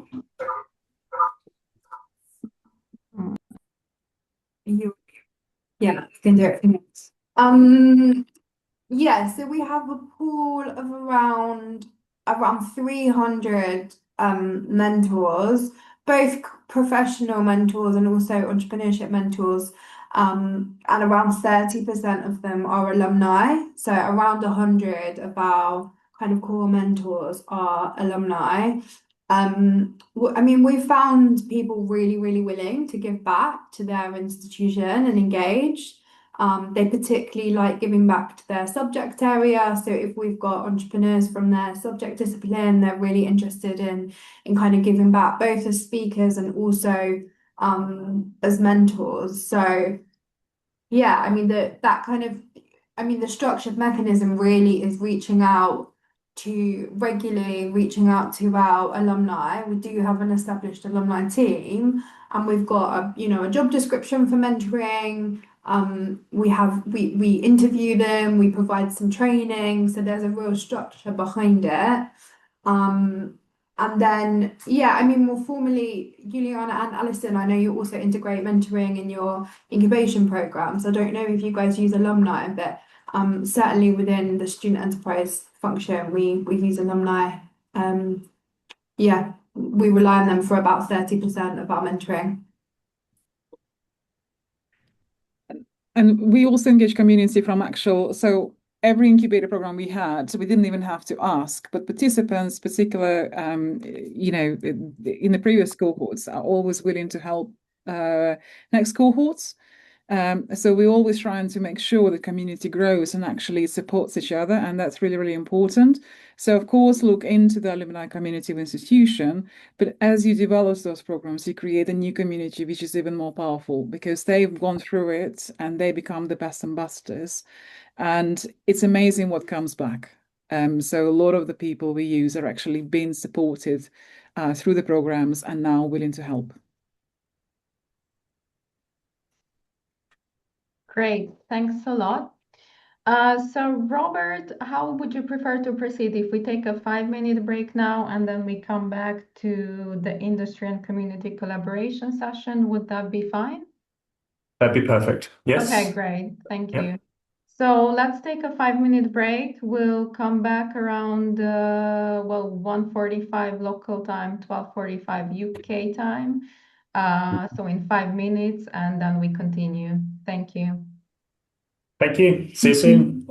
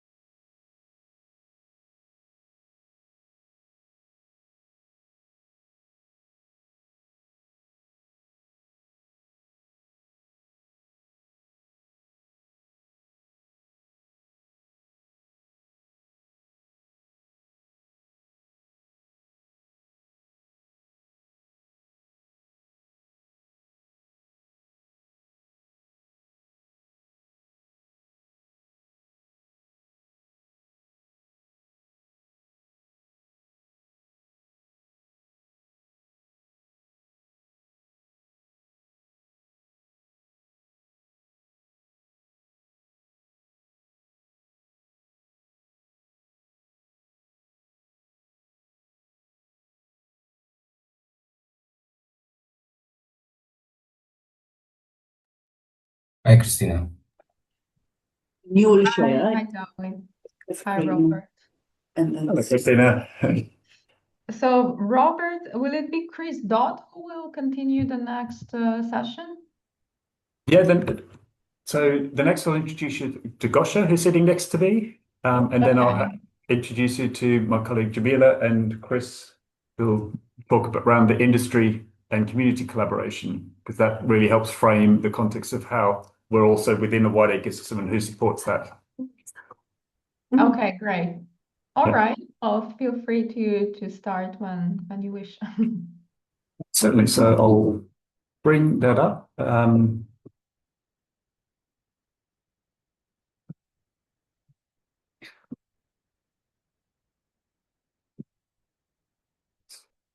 Can you see? Yes, Oh, it goes we, back to, we, yeah. we see. Just sorry, skip through because it seems to go back at the beginning. Right, perfect. Thank you. Yeah. Okay, so hello, I'm Gosia Kwiatkowska, Director of BRICS Inclusive Research Institute and also Associate Professor. I'm also a higher education board member for British Education, Teaching and Technology, so for BET. And so I will talk a little bit about the RICS and the work that we do and how that link in with the enterprise and research and startups. So RICS Inclusive Research has been established over 20 years ago. And people often ask what RICS stands for. So I'm going to just take you out of your misery. RICS is it's in honor of Lord Brian Rix, who was our very first chancellor of this university. And he was the chancellor here for 17 years. And he was a lifelong campaigner for people with disabilities. When his first child was born, doctors asked him and his wife to come for, to sort of speak to them before they were able to see the baby. And they mentioned that the child unfortunately was born with Down syndrome, and but don't worry, we can take that child away and you can start your family over again, which highlighted for him the discrimination of people with disabilities, and that was in 70s. And so he, since then, started campaigning for involvement and inclusion of people with disabilities. And so he established or set us up in 2004 to improve the lives of people with disabilities through the use of new media technologies in particular. And so we've existed for a very long time now. And we are sort of connecting research. We are inclusive research team, meaning that we have on our team as paid members of staff, people who are neurodivergent, people who have learning difficulties, who have also physical disabilities. So they have the lived experience of various disabilities. And also, different sexes, genders, people from different ethnic backgrounds as well, which is all very important to us as part of the lived experience. But we're linking together education, research, lived experience, and technologies. And so we are focusing mostly of seeing how can we work with these individuals who are not normally excluded from innovation, from enterprises, from ecosystems. And we work locally with local authorities, education, so schools, with health professionals, but also with community members. And we have national and international partnerships. So we work with other universities, other research centers, and community organizations. Go to the next slide. And so, we, as universities, we have the power to sort of dictate who gets involved. Is the previous one, sorry. Who gets involved in research, and traditionally, and who benefits. So RICS, we have this approach where we not only see who gets involved, but also how people get involved.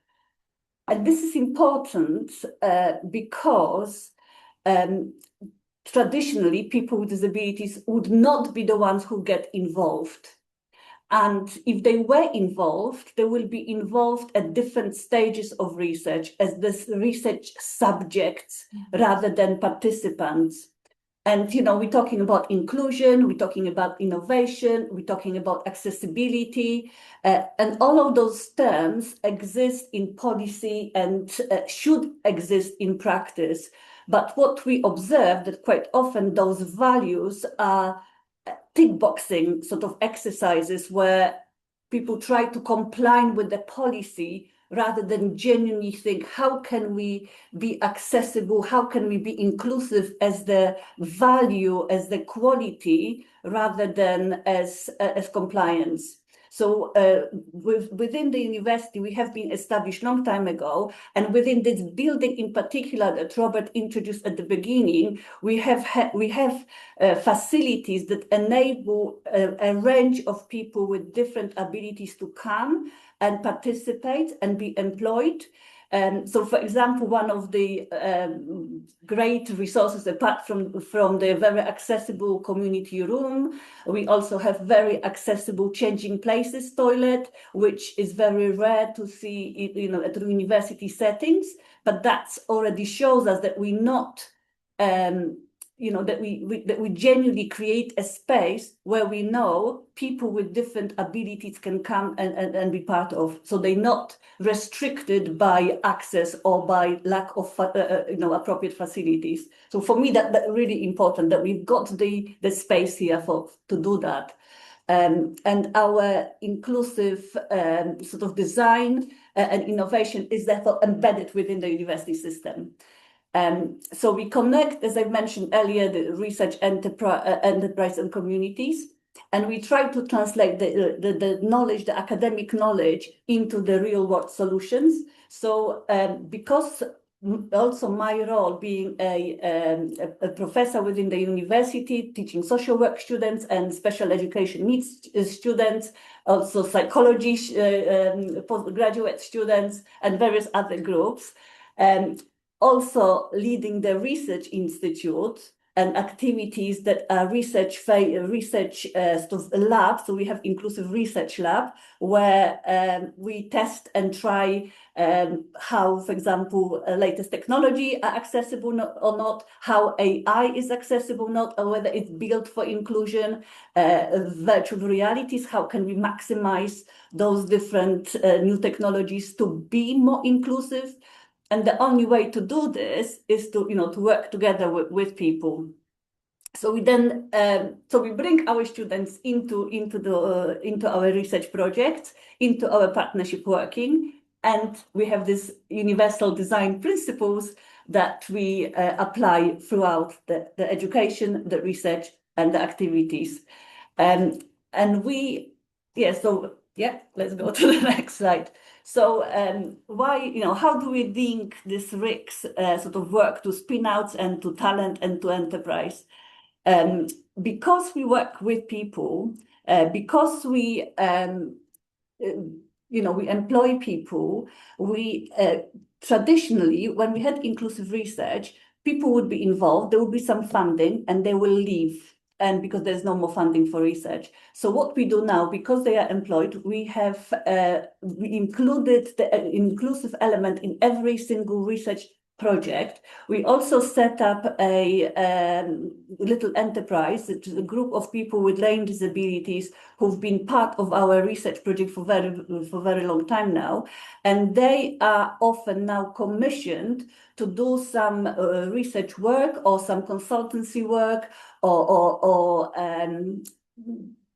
evaluation work within different industries. So, for example, they might be invited to evaluate the museum spaces or gallery spaces and whether they are accessible or not.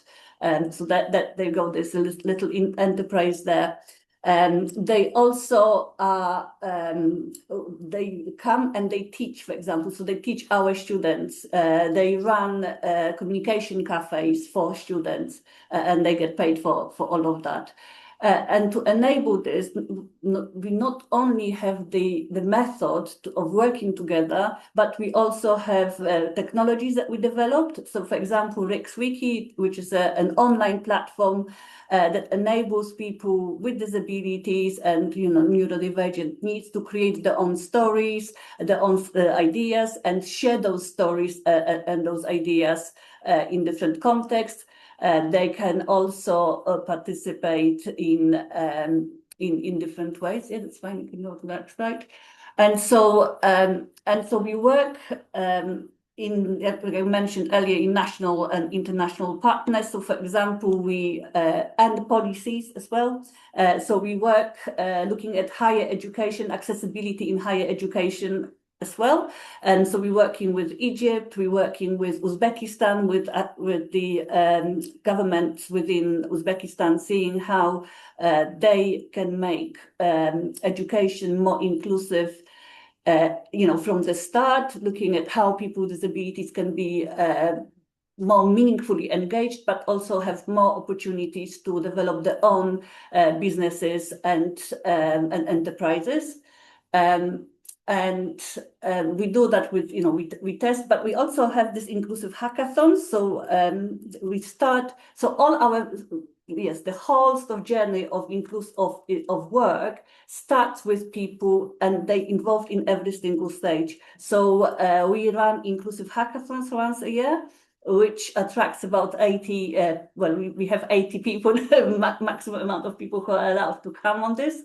And they coming from different industry, but also a lot of people with disabilities, looking at the problems in industries, and then using those identified problems, working with industry partners and research grants to bring those into life. Yes, and so then we test them together with people in real world, in schools, in settings, and then we. Yes, and then we publish or have solutions together. So what I was going to do, the next bit, is to just play this little video that sort of captures the work that we do with people, and it's just a 3-minute video, I think. And I hope it will play. And did you share the sound? Can people hear that?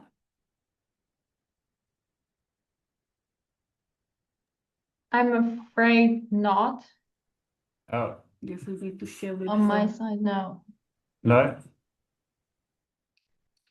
No, I can only see the subtitles, but I can't hear the sound. Yeah, so if we just share this, if you go to stop sharing. Yep, just okay. And then share with sound. And then we go to share again. And with sound, this will be sound, this will be sound. Here we go. Yep. Ready.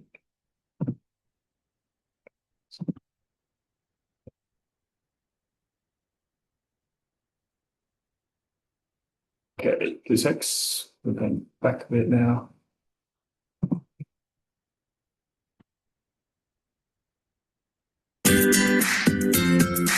Great. Can you hear it now? Yes. Center. We work directly with people with learning disabilities and differences as our co-researchers, our co-producers, our partners, our collaborators, to identify the barriers and challenges that they face on the daily living.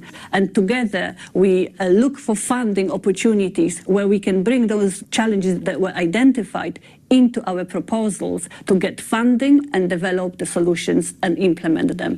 I think the idea of solving problems, because the people that we work with and people with disabilities in general come across challenges all the time, and they're challenges that people who don't have disabilities may not even be aware of, to do with, employment, travel, healthy lifestyles. It could be anything. So it's really important to have that opportunity to work together with people with a lived experience of disability to work out what are those challenges. So one question is how, when we work with this group of individuals, how can we get ideas for developing our research particularly with sensory objects, their responses give us ideas, and that's a way that we collaborate with them as genuine collaborators rather than as people that we're kind of doing good to. We work really closely with different organizations like Transport for London, for example, with BBC, with Google Accessibility Centre, and also with Policy Connect. It's really important for us at Policy Connect that we're able to connect politicians and policymakers with those who are in the sectors that we work in, those who are doing important work on the ground to advance, in this case, inclusion and accessibility. And RICS Inclusive Research is a fantastic partner in that. To work with a centre like RICS and with Gosha and her team is a real privilege for Learn International. Their expertise in the area of inclusive research and accessibility, not just here in London, but from a national and international basis, is something that is a critical piece for us. Honestly, I don't think I've ever worked at a place like RICS, and I think they're doing extremely important work. There's nothing like it in the US. When I came and was collaborating with the organization I'm here with, I said, okay, I want to be working on inclusivity in some way. And I never thought it'd be something like this, which is so comprehensive. And the team has all been amazing. They all have their own niches, their own projects that are incredible. And I just wanted to get involved in every single one. We are all about inclusion. We are passionate about inclusion. We are passionate about identifying challenges and finding the solutions to have people with disabilities and differences across education, employment, community living, socializing, on all different spaces.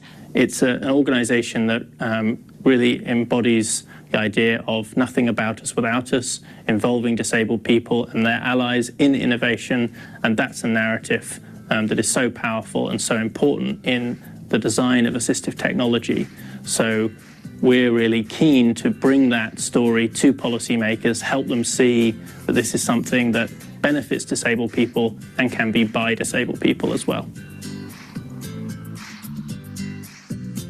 Thank you. So yes, that was just to show a variety of of viewpoints from different people who work with us. But yes, to finish off, all I wanted to say is really that when we're thinking of innovation, when we're thinking of incubation, when we're thinking about collaboration, we need to remember and engage the people who are usually most excluded. And yet, if we are serious about inclusion and accessibility, by excluding these people, we're not designing or creating services or systems or products that are truly inclusive and truly accessible for by everybody. So Thank you, Gosha. That's really helpful. Yeah, and it also helps us frame kind of where we sit within the ecosystem of a community and industry, and the social values that underpin what the centre is about and university. So, with that, I'd like to introduce my colleague Jamila and also Chris, who'll talk to and share insights into how we collaborate with industry and community. Chris, if you want to come across. Or if you want to go first, Jamila. Yeah. Yep. Yeah.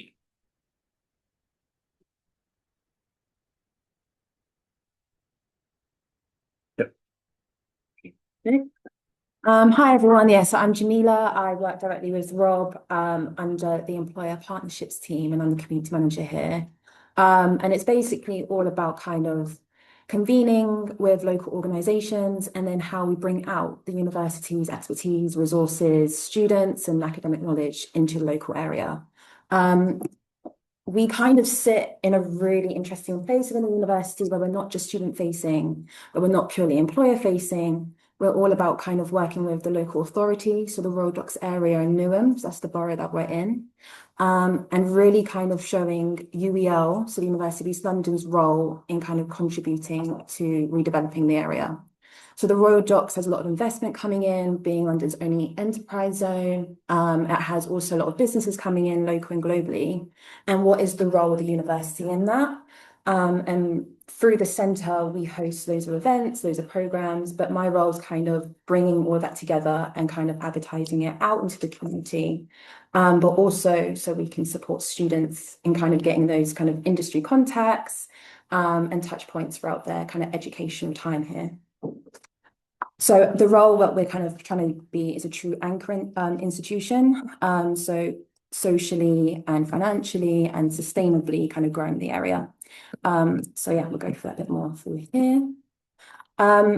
So one of the things that we kind of bring in that's a University of East London offer is the practice-based centres. And it's, I think, a really good replicable model that other universities or other areas can use in kind of allowing expertise from our students and academics and bringing that into local community. So we run a STEAM Community Support Centre. So that's led by students that will then offer their kind of engineering skills, architecture skills that they're already developing at the university, but then offering it out to the community for free. So for our academics and students, they get that kind of industry-facing experience. For our community and individuals that are engaged and interested, they get to kind of receive that free advice. And we do that across various sectors. So we do it across tax and accountancy, legal advice, and the Business Advice Centre. Again, that's mostly supported through our Royal Dutch School of Business and Law. And then we host that here and then we advertise that out to the local organisations that it applies to. And then we have our charity SOFA as well, that does a similar thing, kind of convenes with charity organisations in the area, provides them with a local network and also student expertise that can kind of support with those other tasks that we can't always, as small businesses in the area, all do on our own.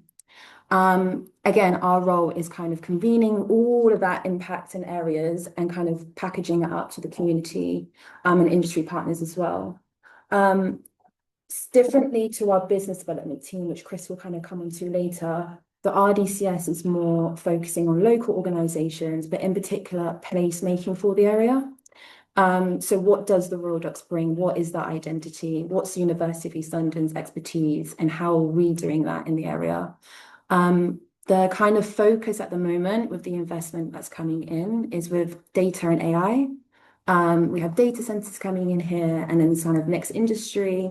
But then there's a skills gap between those local residents, organisations and students. So again, the university is doing amazing and lots of work here, but how are we showing that to local organisations and community? How can they engage and be part of that journey? So we're just kind of spreading the word of what we're doing, but also having them be active participants in that. Which has been fun to kind of explore and know, and it doesn't always require like big budgets. It's just really using existing resources and expertise already available and just opening it out to a local area. So how we kind of like build partnerships is just kind of locally is in a local area is really quite bespoke at the moment. Again, we are quite new. We've been running for about 3 years now. This is our 3rd year kind of running. So at the moment, it's really kind of understanding the landscape that's already developing and growing, but also seeing what their kind of needs are, capacity gaps. But obviously we're a university, so we kind of have this tread a thin line between supporting local authorities and what the council wants in their aims, but also the strategic objectives of the university, which is always our students. So how are we getting them to kind of stay in the area, work with local organisations, develop their skills that are beyond academia? So anything that when we engage with local organisations or industry leaders here, it's how do we get our students involved? Practice-based centres is one of them. When we do entrepreneurship programmes, how do we get the kind of already established businesses that are paying to be here in our TerraDoc space, but how do we get Becky's team of upcoming entrepreneurs involved in that as well? And whether that's just through networking or convening, being part of the conversation, listening in, or just that exposure, the building as a whole kind of offers that. And local organisations that are here are kind of innovating in their own kind of way. So they need support, and that support is usually through our students. But we're literally just facilitating those kind of pathways, that environment for that to happen. But it's really engine empowered by the existing students and staff here.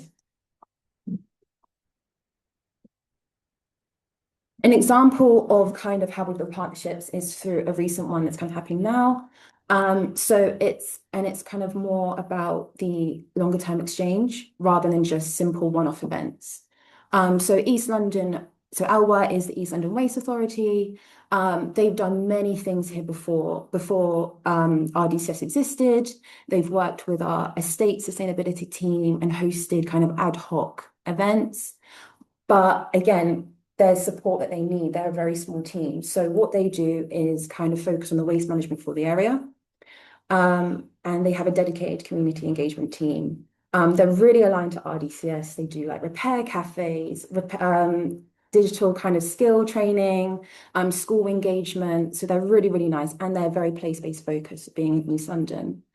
So what started off with ad hoc engagement, we kind of then understood more of their needs and their capacity needs. And then we've linked them with our Becky's team and done we're learning to do a work-based learning project with them. So a work-based learning project is having an external organization and our students come together and work with them for a certain amount of time and support them whatever they need. For that business, they get free support or expertise that are funded. And then for the students, they get to work with a real organization down the road from them and get to be involved in all these kind of events, projects, or just work experience that they can apply to their university course. It's also part of their course, so they have to do this experience. But our role to support that is giving them fun organizations that are local to do that with. So the aim of the ALWA work-based learning project would be to have consistent repair cafes that are in the centre, but they're run by students. So ALWA then have capacity to do other things like the impact reporting and the admin side and just working with their team. Whereas our students can then learn about community engagement, engaging with people, the skills within working on the digital skills or the tech skills, the repair skills. So it benefits everyone, and it's not just a financial exchange, it's an impact exchange as well, and knowledge exchange.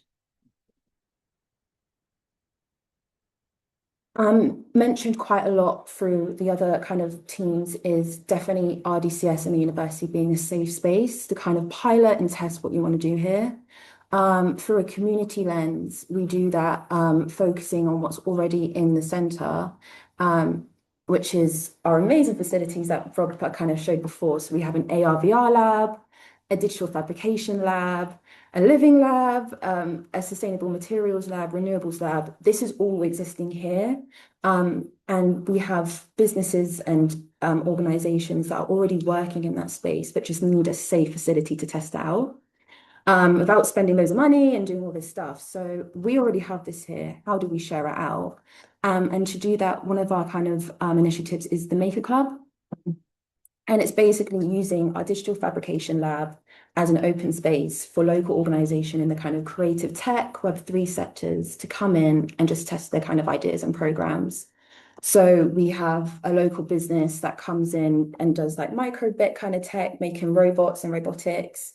He wants to teach that and spread that out a bit more, but hasn't tested it before. So we have dedicated students that are already here and then local members of the community that are just interested and engaged to then come in, learn about that session. So for them, they've got to see a 3D printer happen or robotics session. But for that organisation that have done that here, they've got to test out how they deliver a programme in a really safe environment with people that kind of understand it, but are more willing to learn about it as well.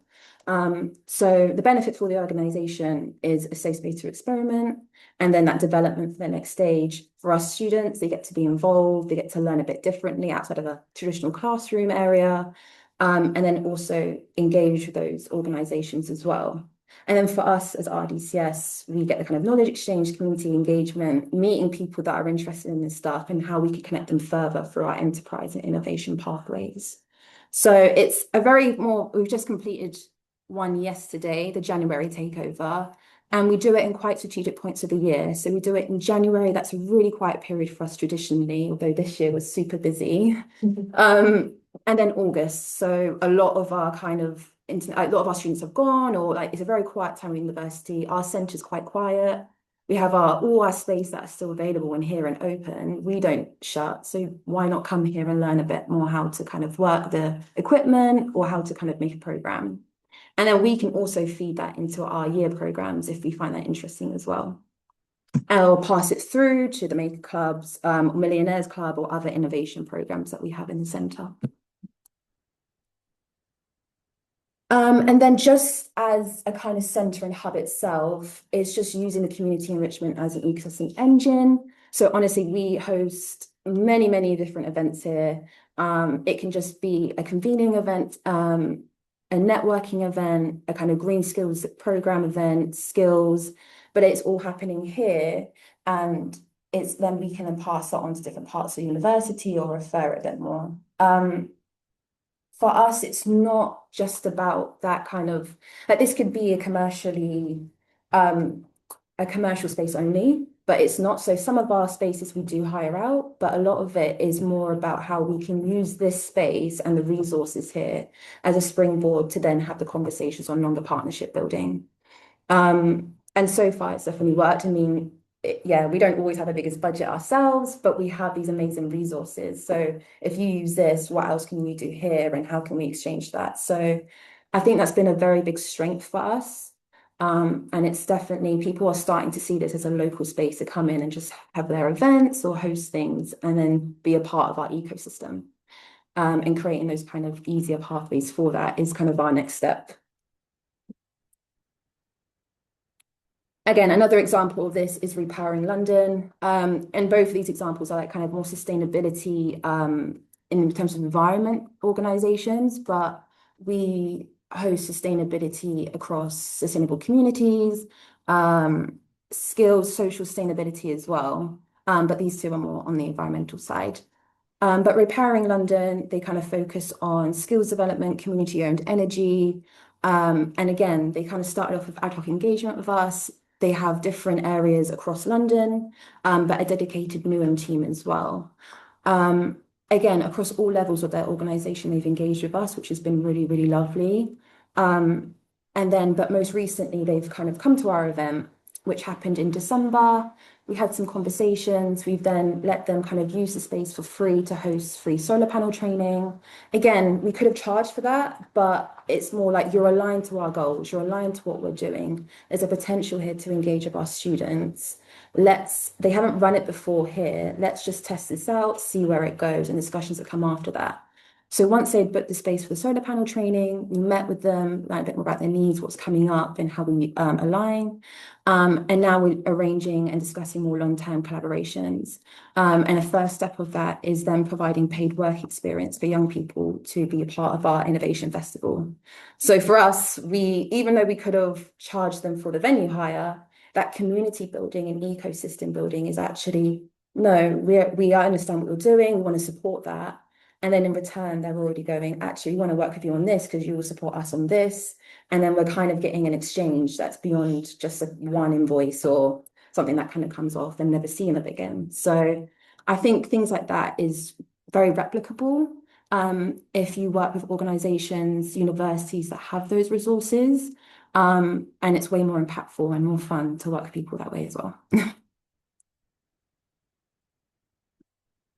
Again, just why this matters. I think from a university perspective, there is a lot more, not scrutiny, but kind of questions raising on how they kind of contribute beyond the traditional ways of academia, and how they're involved in careers and enterprise and innovation. And they do that through research, but that kind of community element is how we just open the doors and involve local expertise.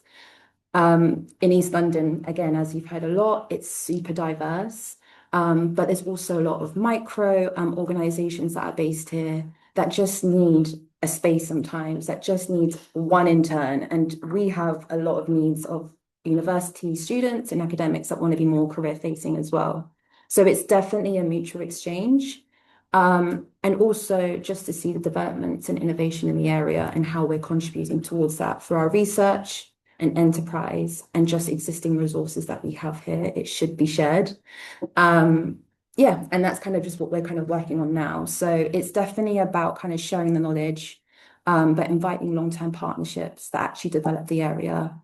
And then on a global scale, how we make our local area so appealing so then global organizations want to come in and further innovate. So it's definitely a journey.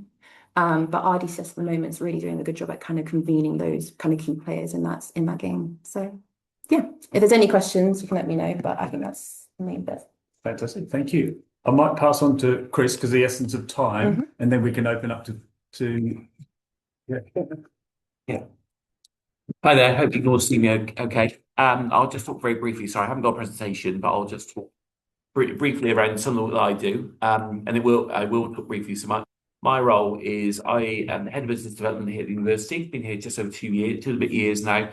And it's a hugely broad role in terms of different activities. But I think for the purpose of this conversation, a big part of what myself and my team do is partnership working in terms of working with key local organisations, predominantly sort of around the economy. So things like our local Chamber of Commerce, we are members of, we actually sit on the committee, we host a number of their events. And in cases like that, actually we do that for a number of things. It's not just for the sake of going to events, or hosting events.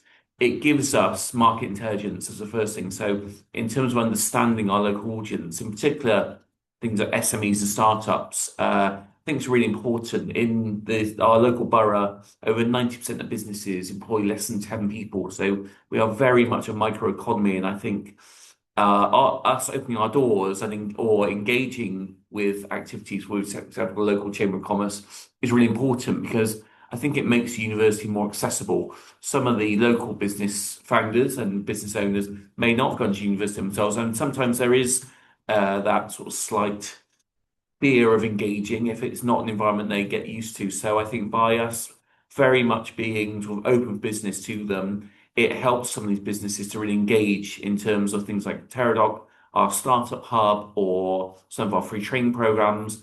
And we also do the same with things like the local council. We've built a really strong relationship with their business engagement team over the last few years.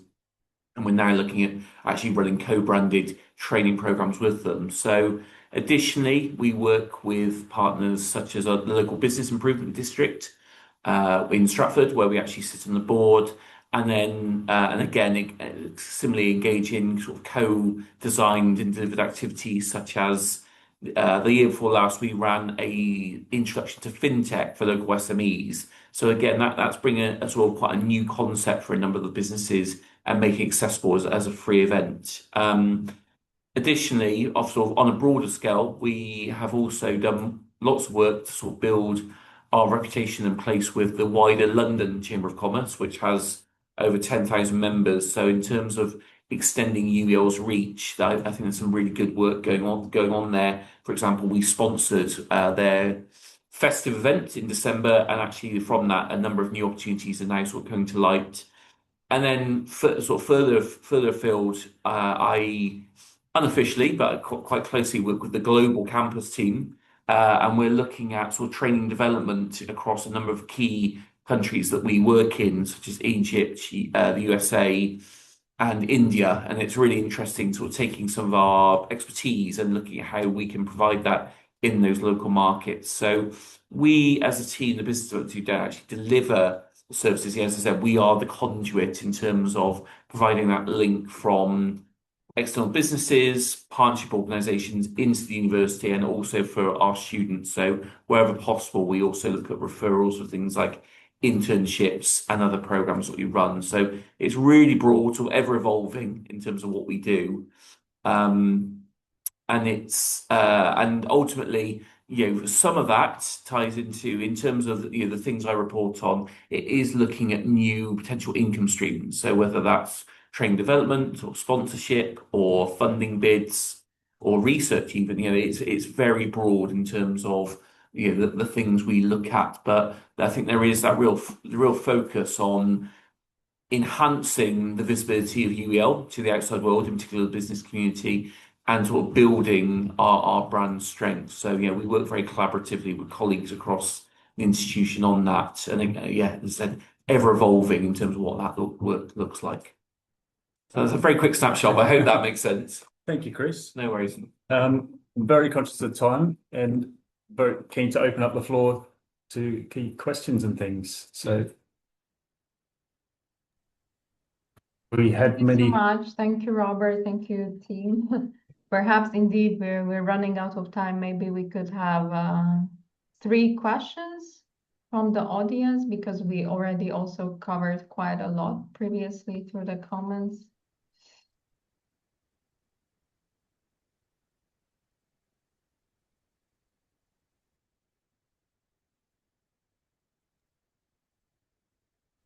If someone would like to speak up, that's possible as well. Feel free to unmute yourselves and enable your video, because now we have changed the settings. So if you'd like to ask a question from our speakers, please feel free to go ahead. We'll go back onto one question that was earlier around AI. And this is something that's being looked at globally, and how does that impact all of us? As a university, we're building our expertise in that area. We have a strong research area developing, but part of the services, what we're offering back to the local community, is around research in the public sector, where we can support local authorities and local councils to enable better outcomes through AI. So we look at challenges they face, and then look at how AI can support that within their organization, but also within place. And we're looking at building that out across different areas. So our research is relevant in the AI field, but also we can draw on research from our expertise, but also more globally across research sectors. Thank you, Robert. I saw that Dimonekene was raising his hand. Dimonekene, please. Go ahead. Okay, I just wanted to know if you have got some experiences working with Sorry, Dimonekene, we can't hear you very well. It sounds like you're very far. I don't know if you could speak up or change your settings. Okay, I'm just wondering if you have got some experience working with non-English speaking countries. I think the question was if you're working with non-English speaking countries, if you have collaboration. We did we try and find expertise that aligns well. Like Goshen just mentioned, Uzbekistan, and also in Egypt. We look at local markets and try and hire and engage local people, so we have the right kind of expertise and not just translators in that space. Hence our global hubs as well, which are very locally based, and are actually physical spaces where people can collaborate and step in to meet UEL and our wider kind of expertise. And we're also developing, I mentioned that some of the work we're supporting is launching new CPD training in some of these countries, and actually there's tech being looked at behind the scenes that would sort of be localized. So whether that's language or presenting, or we I think our global team continues to grow more and more. Okay, thanks. Thank you. And there's also a question in the chat around how can we build sustainable bridges between the RDCS expertise and our local incubators to upgrade our services offering and generate high impact opportunities for our entrepreneurs throughout their journey. This is where EBN and the kind of BIC Africa kind of network comes into play. We'd love to collaborate more across and support the organizations as well. And I think it's been part of this network that allows us to learn. We've introduced you to a lot today. How do we form knowledge sharing exchange beyond this? We're happy to explore how that could be structured. Again, we look at our expertise and what areas we're specializing in, but happy to connect you with the right colleagues so we can form outreach programs. For example, our research in Uzbekistan, as well as our sustainable materials work, has delivered a school in India. We've talked to a few other organizations around byproducts from sugarcane that goes into materials that's been developed with Kenya and other parts as well. We're taking a group of female entrepreneurs out to India in June as part of our touring funding. And we've also hosted the Karnataka Scout kind of Indian delegation here. So we do some entrepreneurship exchange type functions. Thank you, Robert. And I think so we will also share the presentation slides, which have all the contact information. So then I'd encourage participants to, follow Robert and the team on social networks like LinkedIn, but also feel free to email if you have concrete collaboration proposals or other questions in mind. And for now, I see two more hands raised, so perhaps we answer those two questions, and then unfortunately we have to close to be respectful of Robert and everyone's time. Adebola, I see that your hand is up in the air. Please feel free to go ahead.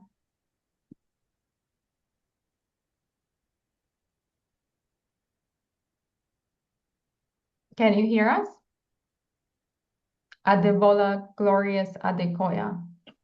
I can hear you. Can you hear me? Yes. Great. All right. At the beginning of the presentation, I observed that you had work in Angola, Ethiopia, Comoros, Madagascar, and Somalia. And I don't know whether you are looking at extending your work towards West Africa, maybe, and also, is there a window or a framework that you can share more of the most of them are not that detailed because of the presentation, but one can have more insight or more how you are able to have inroad, especially with communities, how you are able to reach out more to the communities, basically like where our own university is situated, the University of Lagos, we are within a community, and majority of them are more of maybe like having small shop like maybe fashion or hairdressing salon or barbing salon or small scale like that. So how were you able to have inroads, or how can we have inroads to such kind of small scale businesses? Thank you. Probably to answer that, I think it'd be worth having a follow-up meeting with yourself to explore that further, connect that to our global team, as well as the right colleagues, so we can get behind what are the opportunities and aligned areas of interests. So happy to pick this up afterwards, but I think it's a really good question of how we can tap into the social engagement and local ecosystem for yourselves, but also have knowledge exchange around how that might look in practical terms. Because yes, we've given a very broad overview, I agree, but the concrete evidence of that is what does that mean for you specifically can be picked up separately. Thank you, Robert. And I think part of the question is also probably about the BIC Africa presentation at the beginning, if I got it right. So indeed, we are focused, we're an EU-funded project, and we're focused on those 5 countries, but there is a potential to extend the network to other countries in West Africa too. So again, I'd say we can speak about this separately if you're interested in further collaboration. But at the moment, yeah, we're mostly working with business incubators in those 5 countries. Thanks. And a final question from Mohammed Suleiman, if I see that right. Mohammed, please feel free to go ahead.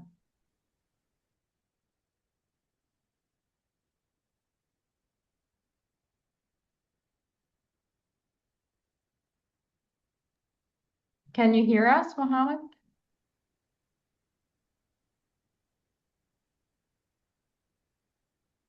You might need to unmute, Mohammed. Yes, well, now we have the function that anyone can unmute themselves. So that should normally work.